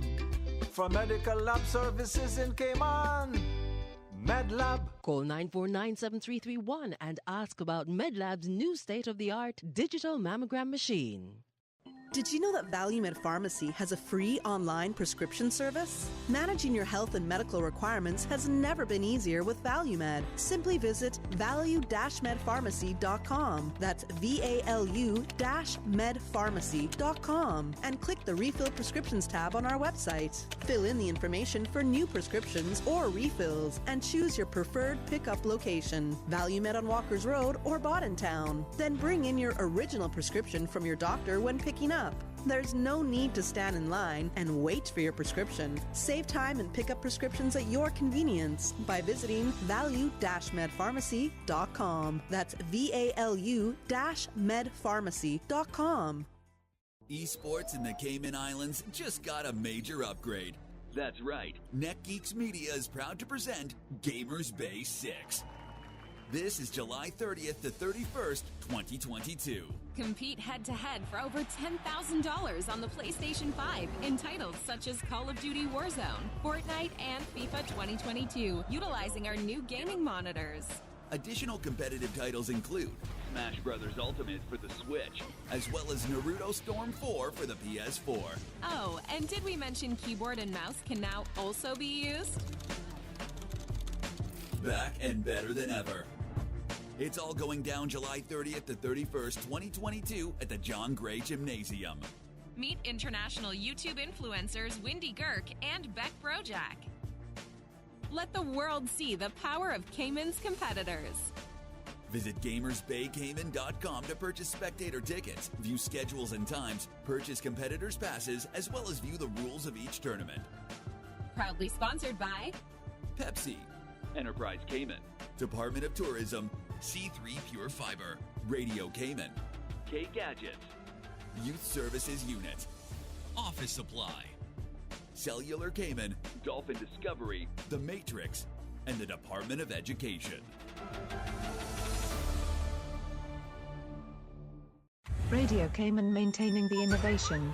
On a daily basis, making it easy to connect with you, our listeners. Add us to WhatsApp today, 925-3261. That's 925-3261. Radio Cayman. Send a text or voice note. Can I send a request, please? You don't really have to ask us. Just send a request. This is a shout out to my ex. Radio Cayman, the voice of the Cayman Islands. Radio Cayman, maintaining the innovation. Talk today. But I do have some questions.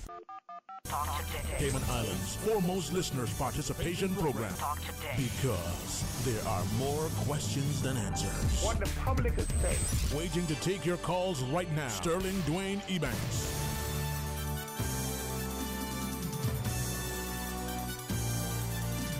Good afternoon, welcome back, and thanks for joining us. 949-8037, 1-800-534-8255.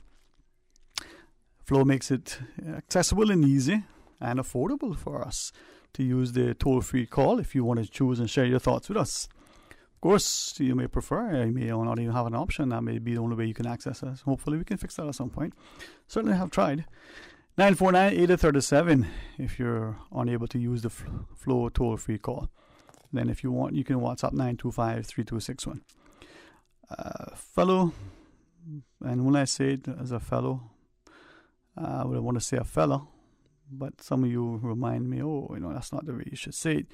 It's not spelled F-E-L-L-E, it's F-E-L-L-O-W. Well, it may be spelled that way, but in the wonderful deference to Mr. Henry Bush, what he say, we don't spell it, read it.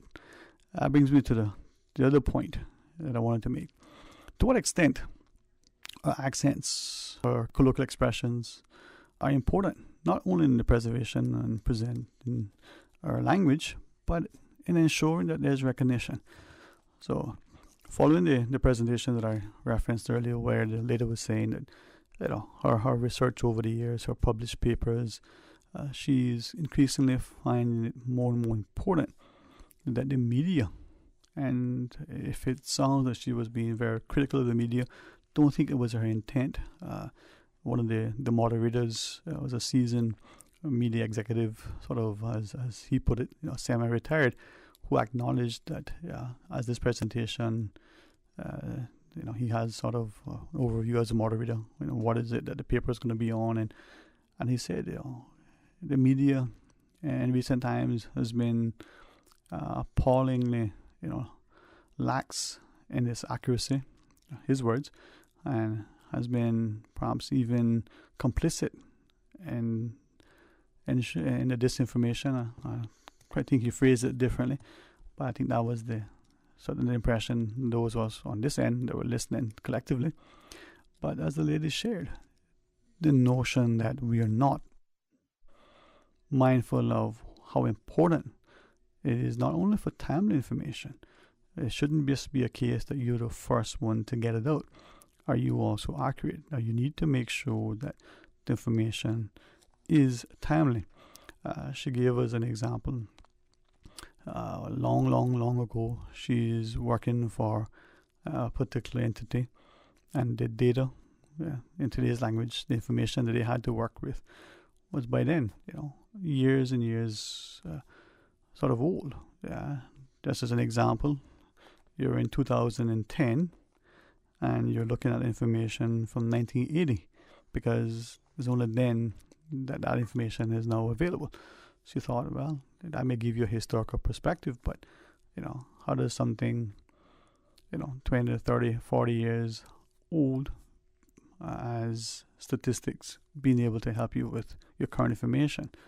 I still have to share that one of the comments from one of the participants was asking, well, how is it that not just we complain and criticize government agencies when it comes to disseminating information on statistics, on demographics, on the cost of living, and the like, but when it comes to published accounts from private sector entities, one, we either don't require or question if it's late, or we don't, she says, two, even question the accuracy of the information, and three, she shared, why is it that sometimes we allow certain information to be delayed from the private sector, even when it affects the public?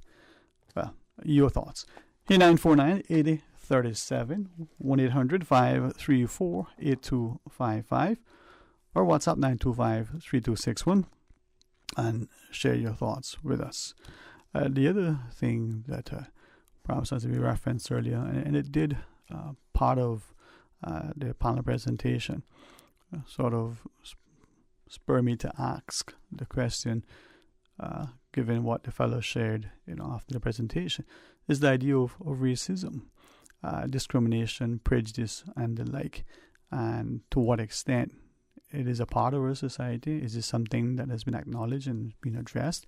Is it something that is, insidious and it's gradually creeping in and becoming more and more evident, but more and more sort of accepted? I'll give it as an example. The fellow's comments, he was invited to be a part of a particular setting. The cost of admission was X. It may or may not have been a fair value, but that was the price of the ticket, as it were. And he decided, he would go. And so he went.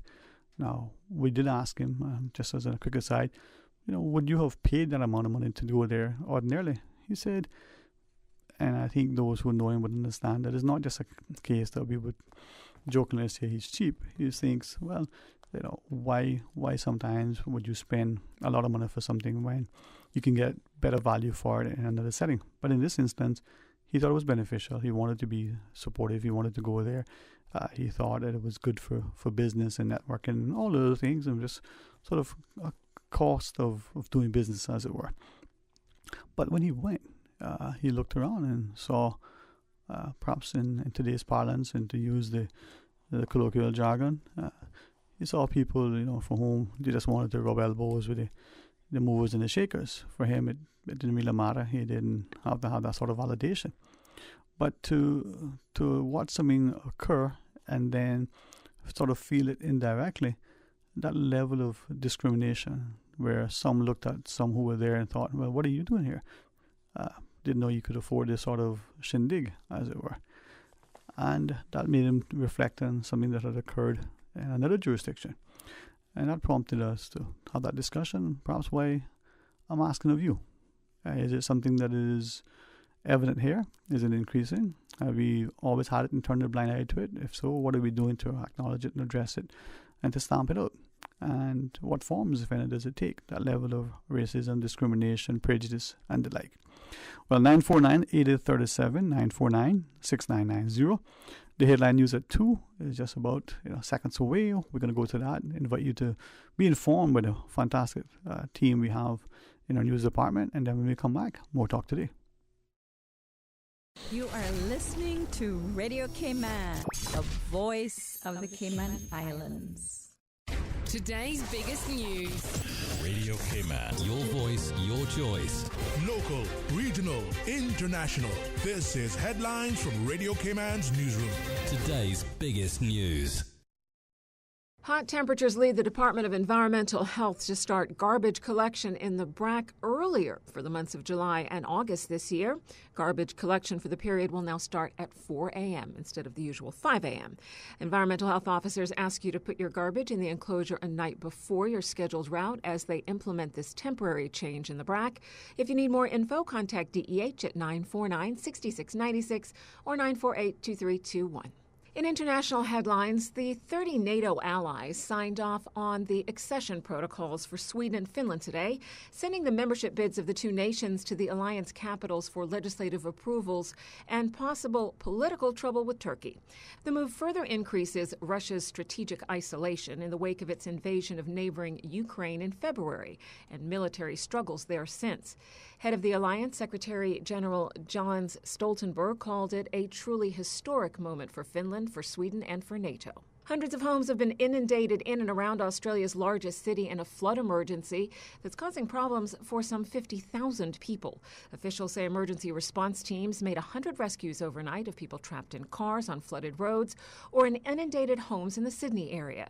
Days of torrential rain have caused dams to overflow and waterways to break their banks, bringing a fourth flood emergency in 16 months to parts of the city of 5 million people. Those are your headlines from Radio Cayman's newsroom. I'm April Cummings.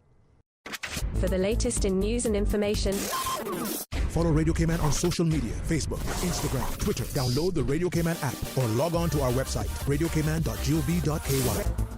We wanna go and dally.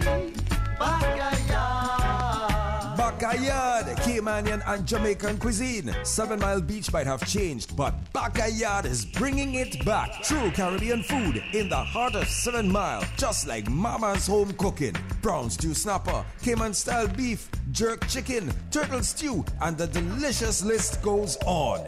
Dine in, take out, or order with the Bento app. Backyard, Caymanian and Jamaican cuisine, 269 West Bay Road, or call 746-4603. Backyard, daily lunch specials, and the one-of-a-kind Fun Day Sunday brunch. Backyard. Talk today. But I do have some questions. Talk today. Cayman Islands' foremost listeners' participation program. Talk today. Because there are more questions than answers. What the public is saying. Waiting to take your calls right now. Sterling Dwayne Ebanks.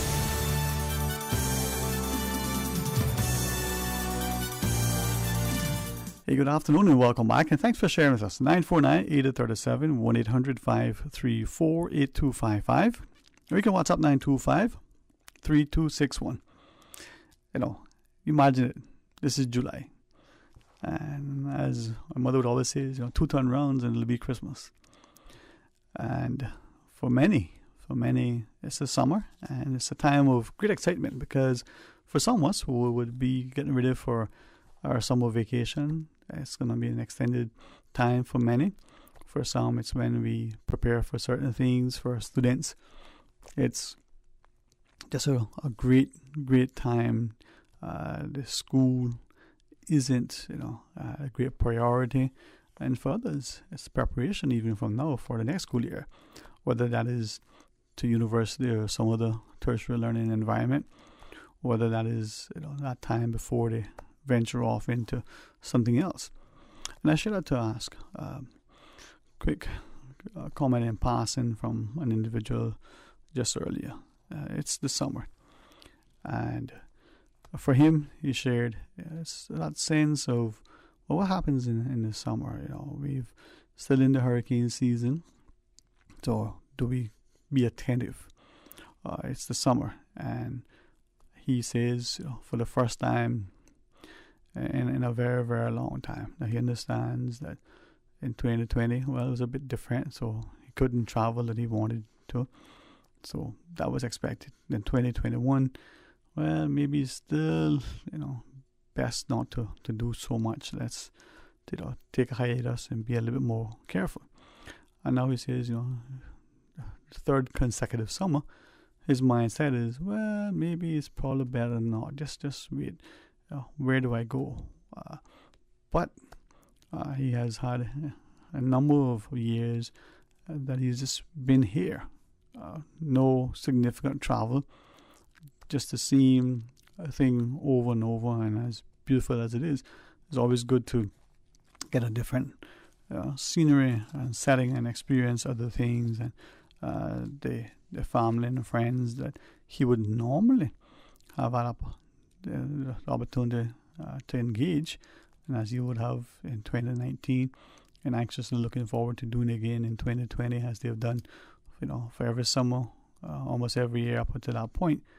understanding that, okay, we won't do it then, we hang on 2021. But more and more like him, deciding, well, it might just be smart to just wait one more year. And for him, 3 consecutive years foregoing this annual retreat and interaction. And he shared how many others are doing likewise, and what is the impact of that. As he sat and thought about it, he says, well, that money that they would spend to boost that particular economic activity, well, that's being lost. And if others are doing similarly, what is that doing for the economies? He said, too, well, you're missing out on engaging, and what unfortunately would transpire if in a year's time people are no longer able, even if they wanted to, not able to interact in that fashion because of all sorts of things that could have transpired. And he says perhaps the one that we put as a priority, but for him it's the one that perhaps shouldn't rank that highly, is the financial consequence. People can't afford it. Now there's health and other issues that he thinks would be of a greater priority, but are not necessarily given the same level of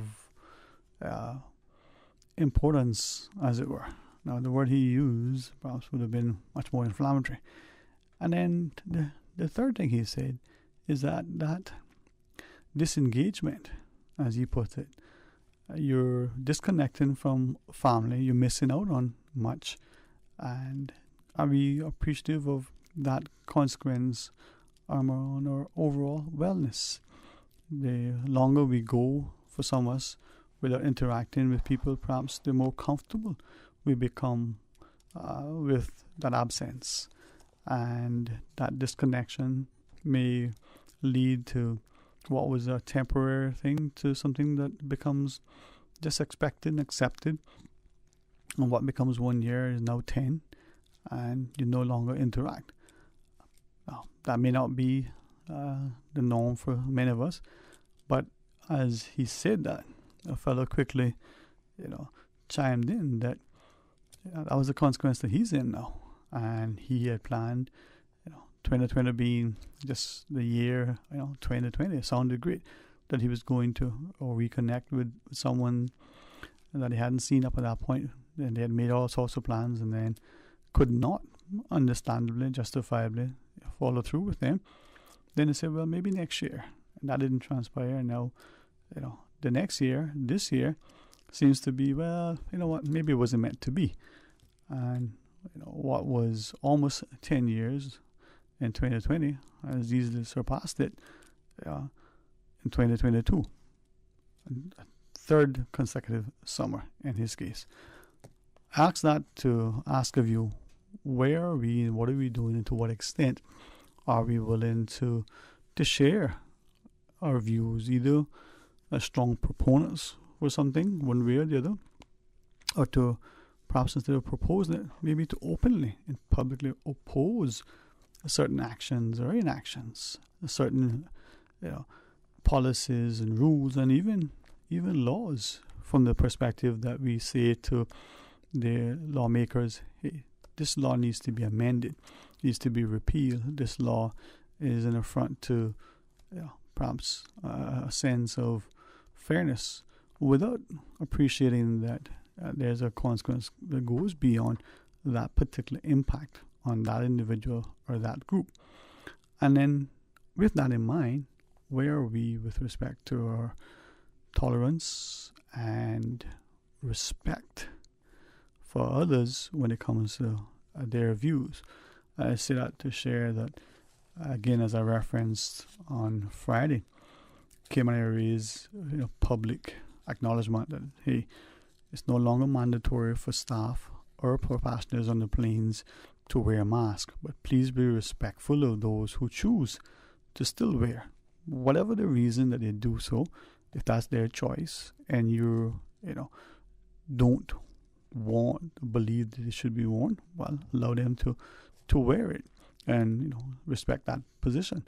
Or likewise, you may think they should be worn, but the fellow passengers or employees or others may say, listen, I find it difficult to breathe. I'm opposed to it on this view, or it's no longer mandatory, so I complied when it was, and I don't wish to know that you respect that view as well. As they say, live and let live. And I share that to ask the question, and would be most willing to be better informed, despite having asked a number of different individuals. Given that there are some businesses that have said to their employees as well as to customers, well, it's no longer mandatory by law, but if you wish to come into this place or to be employed here or to transact business here or to buy your goods or to avail yourself of our services or whatever it is that business transaction is like, you're going to have to wear a mask. Now, I've had two schools of thought. One is from people who seemingly would be, in our view, a better position to understand. One has shared, well, that's a private business. The publications by the public officials have been very clear. They can do that if they so choose. That's part of the rules of entry to that business. To the contrary view from another who likewise is similarly qualified and experienced and position, and say, well, no, that's not the case. A law should trump any sort of policy, especially a private policy. If there's a contractual arrangement, then that's one thing. But in this person's view, an employer can't, add a term or condition to a contract and let it be retroactive.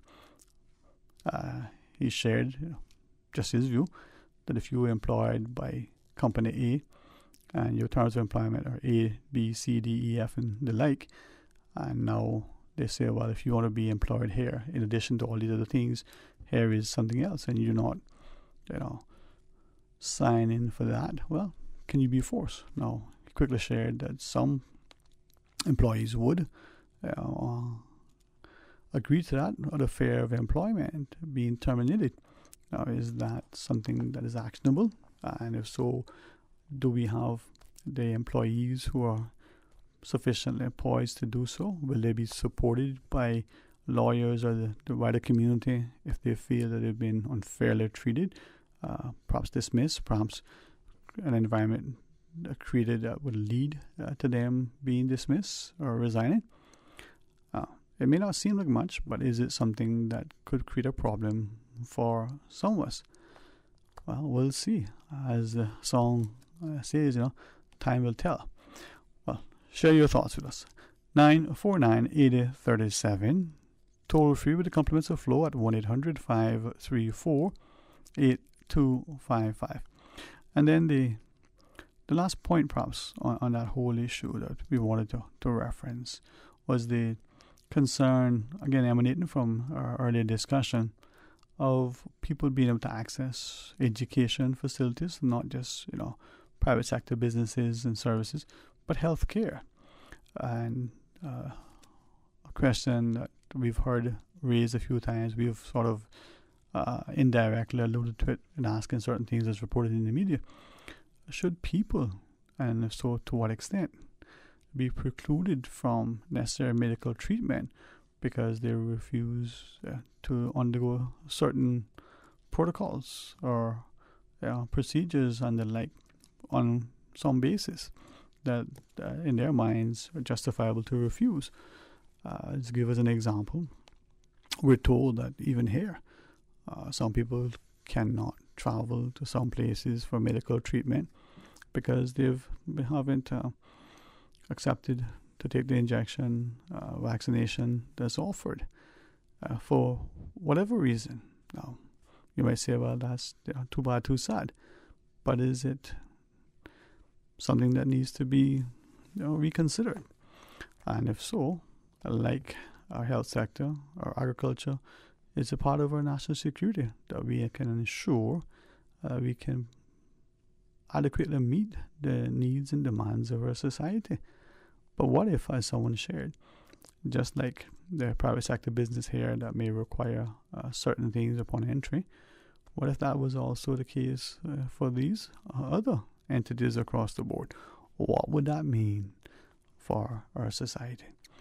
949-8037, 949-6937. 990, or toll free with the compliments of Flo at 1-800-534-8255. And, all right, well, we got a caller, but then we got a final break, so let's take that. And when we come back, we'll go to our phones. Please stay tuned. A caring and community spirit, cherished family and cultural values. These are some of the things that still embodies the Caymanian way of life in the Eastern Districts today. Savannah Pharmacy, your neighborhood pharmacy, located in Countryside Shopping Village, is delighted to offer products and services of real value. Whether it's catering to your family's medical needs or carrying apparel, gifts, and beauty products, Savannah Pharmacy provides you with more than just prescriptions. Remember, they're always just around the corner with everything your family needs and convenient opening hours, including Sundays and holidays. Savannah Pharmacy. For more information, call 946-3336. For medical lab services in Cayman, go straight to MedLab. For a full range of medical services, pleasant, clean and comfortable environment, no long lines and affordable fees, visit MedLab at the Smith Road Plaza. Open Monday to Friday, 8:30 a.m. to 5 p.m. and half day on Saturdays. Call 949-7331 to make your appointment. For medical lab services in Cayman, MedLab. Ask our professional team about the benefits of cutting-edge technology with MedLab's new state-of-the-art digital mammogram machine.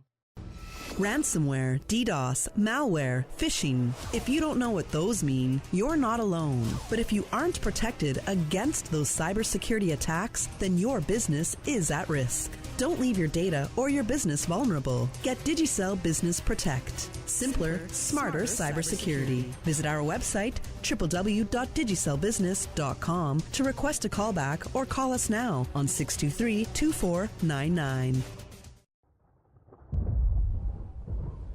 Radio Cayman, your #1 community station, would like to remind you that we are in the hurricane season, and in order to survive a hurricane, you need to be prepared. If officials' sources say a hurricane is imminent, please board up or shutter up windows in your home or place of business. Remember to use good lumber, as makeshift boarding may actually cause more damage. Also put strong bracing on outside doors so that they are not blown off or blown in. This hurricane advice was brought to you by Radio Cayman, your caring community radio station. Talk today. But I do have some questions. Talk today. Cayman Islands' foremost listeners participation program. Talk today. Because there are more questions than answers. What the public is saying. Waiting to take your calls right now. Sterling Dwayne Ebanks.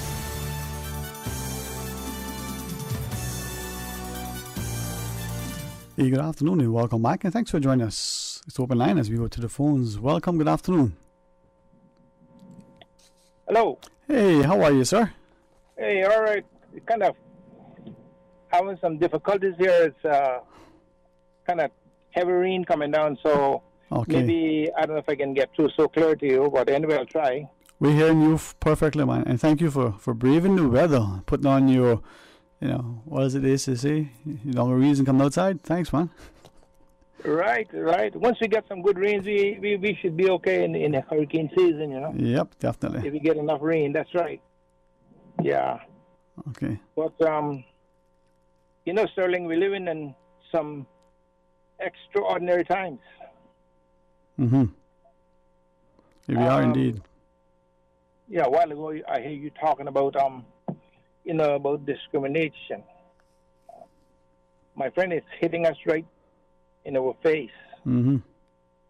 A Cayman person told me something that I took that in with a lot of interest. How much people, what should the population be that we will live comfortable in this island? We are islands. We are not continents, right? Soon enough, we should change the name to Cayman Cities or Cayman Town, because it is just unbelievable what's happening here.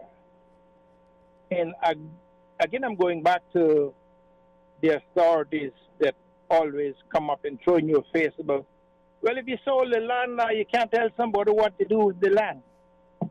how come it is in other countries, specifically, I will say United States, one of the most fast-forward developing countries in the world.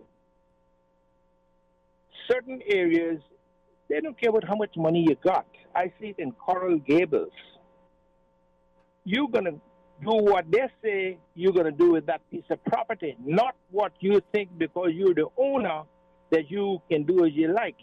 But here we are in singing this song because some of the overbright authorities that we have showed that sort of bait. Oh, well, you sold the land, you can't tell the man what to do with your land. What are you saying? Who do you think you're talking to? And then we go and sing on the bandwagon, you can't tell somebody what to do with the land. That is so far from reality that we should look into and see what can be done with this place where it is a bit late now, but at least we still stand a chance of, come on, put some moratoriums on the development here. Look at the amount of traffic that's coming in here. And, you know, you're going to soon have road rages. That's what's going to happen because there's no limitation of traffic. And not only that, my friend, you don't have, and Orman is saying this, you don't have a proper traffic department that goes out there and issue tickets, whether it's me, you, Tom, Dick, or Harry. It is a thing that, you know, come on, give us a break, man. Do a little better than what's happening here. You know, sometimes you see people swerving in between cars. You don't know where they... Well, come on. What's happening to this beautiful little island? And now I'm about to say, yes, so far I think it is one of the better places that you can reside. But the bigger picture is coming. That if you're not careful, it's not going to be so pretty anymore, Sterling. When you were talking about the idea of moratoriums, would you be willing to share more your thought on that? Would it just be, to what extent would you impose moratoriums on? My thought on moratorium is very simple. You have to limit the amount of automobiles that's coming in. Specifically because we cannot, the highways, the road cannot accommodate the amount of traffic. So we need more to look at a proper bus service, and maybe some of the companies that working may want to stagger their working hours. You know, instead of this 8 till 5 or something, whatever their trade may be, and sort of work with the environment. People are just bringing in cars here and selling them, then they go and bring in another one and sell it. Look at the amount of cars that just laid up, you know, like junk cars. What a sight for us to look at. And then we're going to talk about, oh, the Cayman Islands, we're not a third world country. My friend, we are getting there, and we're getting there so fast with no authority in place to say, look, the game is over, we're going to sort it out, we got broad shoulders, so we're going to do what we have to do. You know, it's not pretty. And what happened, one of the most discouraging things that I see, people are afraid to speak out about these things, telling me, and yeah, what you're doing is good, and when you get on the show the next time, what I want you to say for me, what you want me to say for you, what happened to you? You know? And this is what's happening. People are too quiet while the island goes to hell in a handbasket, Sterling. It's not beautiful here anymore. How do we get back to that beauty, to that space that you would like us to see? How do we do that? All right, I wouldn't say you can get back to it, but at least you can make some rectifications. Like I said, not because I have a license to rent cars or to import cars. Come on, take a look at the bigger picture. Where are you going to put them? These are the things that we have to look at in reality and see where we're going. So some tough choices. Sorry? Some tough choices then. Definitely. It might hit me right in the face or you, but come on. Let's stand up to it. If you got to say, well, certain days, we might not even be able to be on the road, but something got to be done. Mm-hmm. And we so used to having freedom in choices that we do not see what is happening here with all of this traffic. Other parts of the island as well, the environment department and so on and so forth, but that's another day conversation. Yes, but, sir. I don't know what's going to happen, but I don't see anybody doing anything about it. I mean, our representatives and so on, come on. Is that the best you guys can do, man? I mean, we're living in the Cayman Islands, nowhere else. And once this place is gone, there's no coming back. And they that have destroyed it and go back to their country is going to be the first one to clap their hands and laugh at us. It would be a sad day if that happens, but you're right. Maybe the writing is on the wall and we need to start to pay attention. Huh? Oh, definitely. But anyway, I'm going to get off the phone now, but I want you to have a good afternoon, and we'll see you another day this week. Yes, sir. Thank you so much. Well, thank you very much, Rod, and blessings to you. And perhaps we can take one final call. Welcome, good afternoon. Hello, good afternoon. Good afternoon. How are you today, my lady? Better know. I had a lot to say about this, that, and the next until I heard your last caller talking about the clap hand business. So I ain't got none of that to say again. I just want to congratulate him because, it would take somebody like him to come up with that. But so very true, and I hope we're all listening. I hope so. All of us who are lazy politically, big old cowards. And, sometimes I get down on us, but somebody got to get down on us. Big old cowards, don't want to see nothing. Eyes closed, hand up over your ears, mouth closed, That little one thought right there, they are going to be clapping. They are going to be clapping. Yet, kind of like stick up for yourself sometimes. That's all I can tell my people. And, have a nice afternoon, sir. You too, Mom. Thank you for that. And as I wish each of you a wonderful afternoon, as I ask, sometimes almost seemingly, the more we implore, ask, beseech, for some, just reach out with the greatest of heartfelt love and say, hey, let's be safe on our roads, be sensible, be considerate. Seems that falls on their affairs, and the more of us want to, defy that sort of, appeal. It's almost like the rebelliousness in us. That little thing that we see on the roadways now that tells us how fast we're going. It's not there to design to say, hey, can I get the high score? Not to see how fast you're going. It's to look at it and go, oops, there's a posted speed limit. Let's see if we can stay, within, that amount. Not because we want, or fearful of a ticket or, losing a license. That should perhaps serve as a motivator for some. But because, hey, we want to pay attention. We want to be safe. Let's go on the premise that the roads are designed and constructed that the speed limit on these roads should not exceed the posted amount because it's the safe limit to drive. We know in some jurisdictions that if there's an exit ramp from that freeway or whatever that thing is called in that place, and you try to exceed that posted amount, even the best of cars can feel that that's not designed for that speed beyond that amount. Those who may have been on properly engineered and designed race courses know that when you go into a particular turn, that you're a little mindful to watch your speed.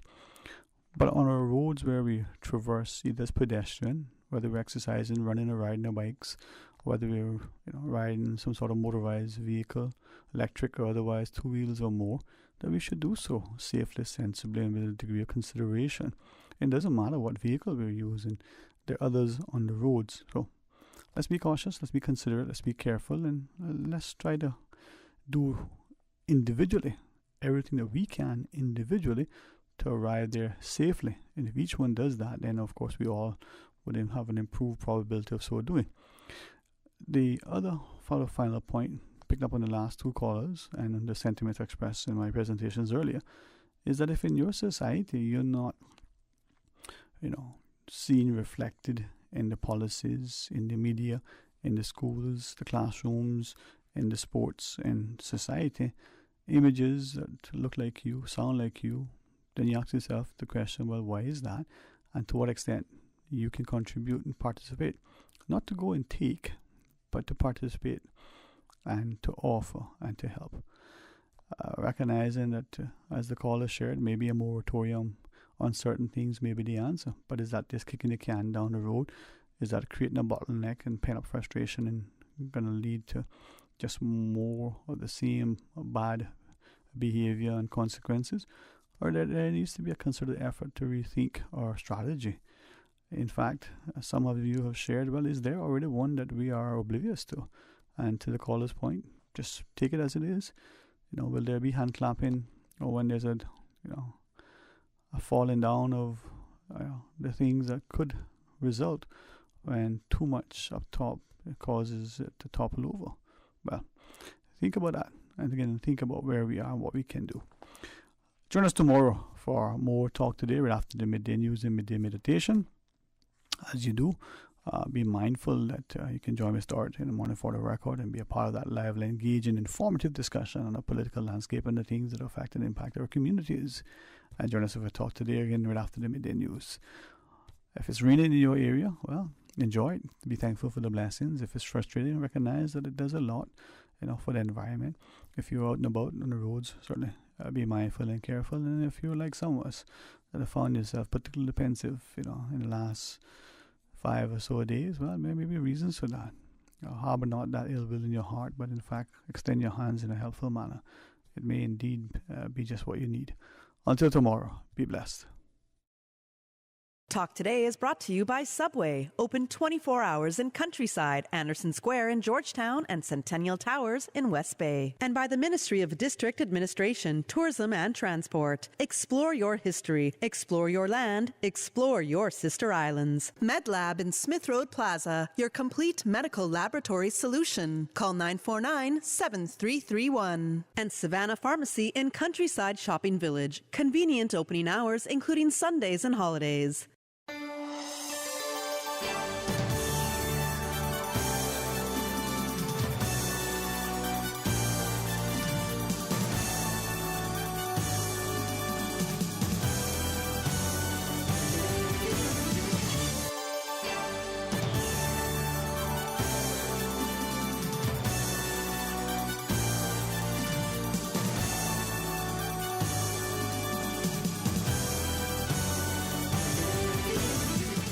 Six years. 3 beloved isles. 1 beloved station, Radio Cayman. The voice. The heart. The soul of the Cayman Islands.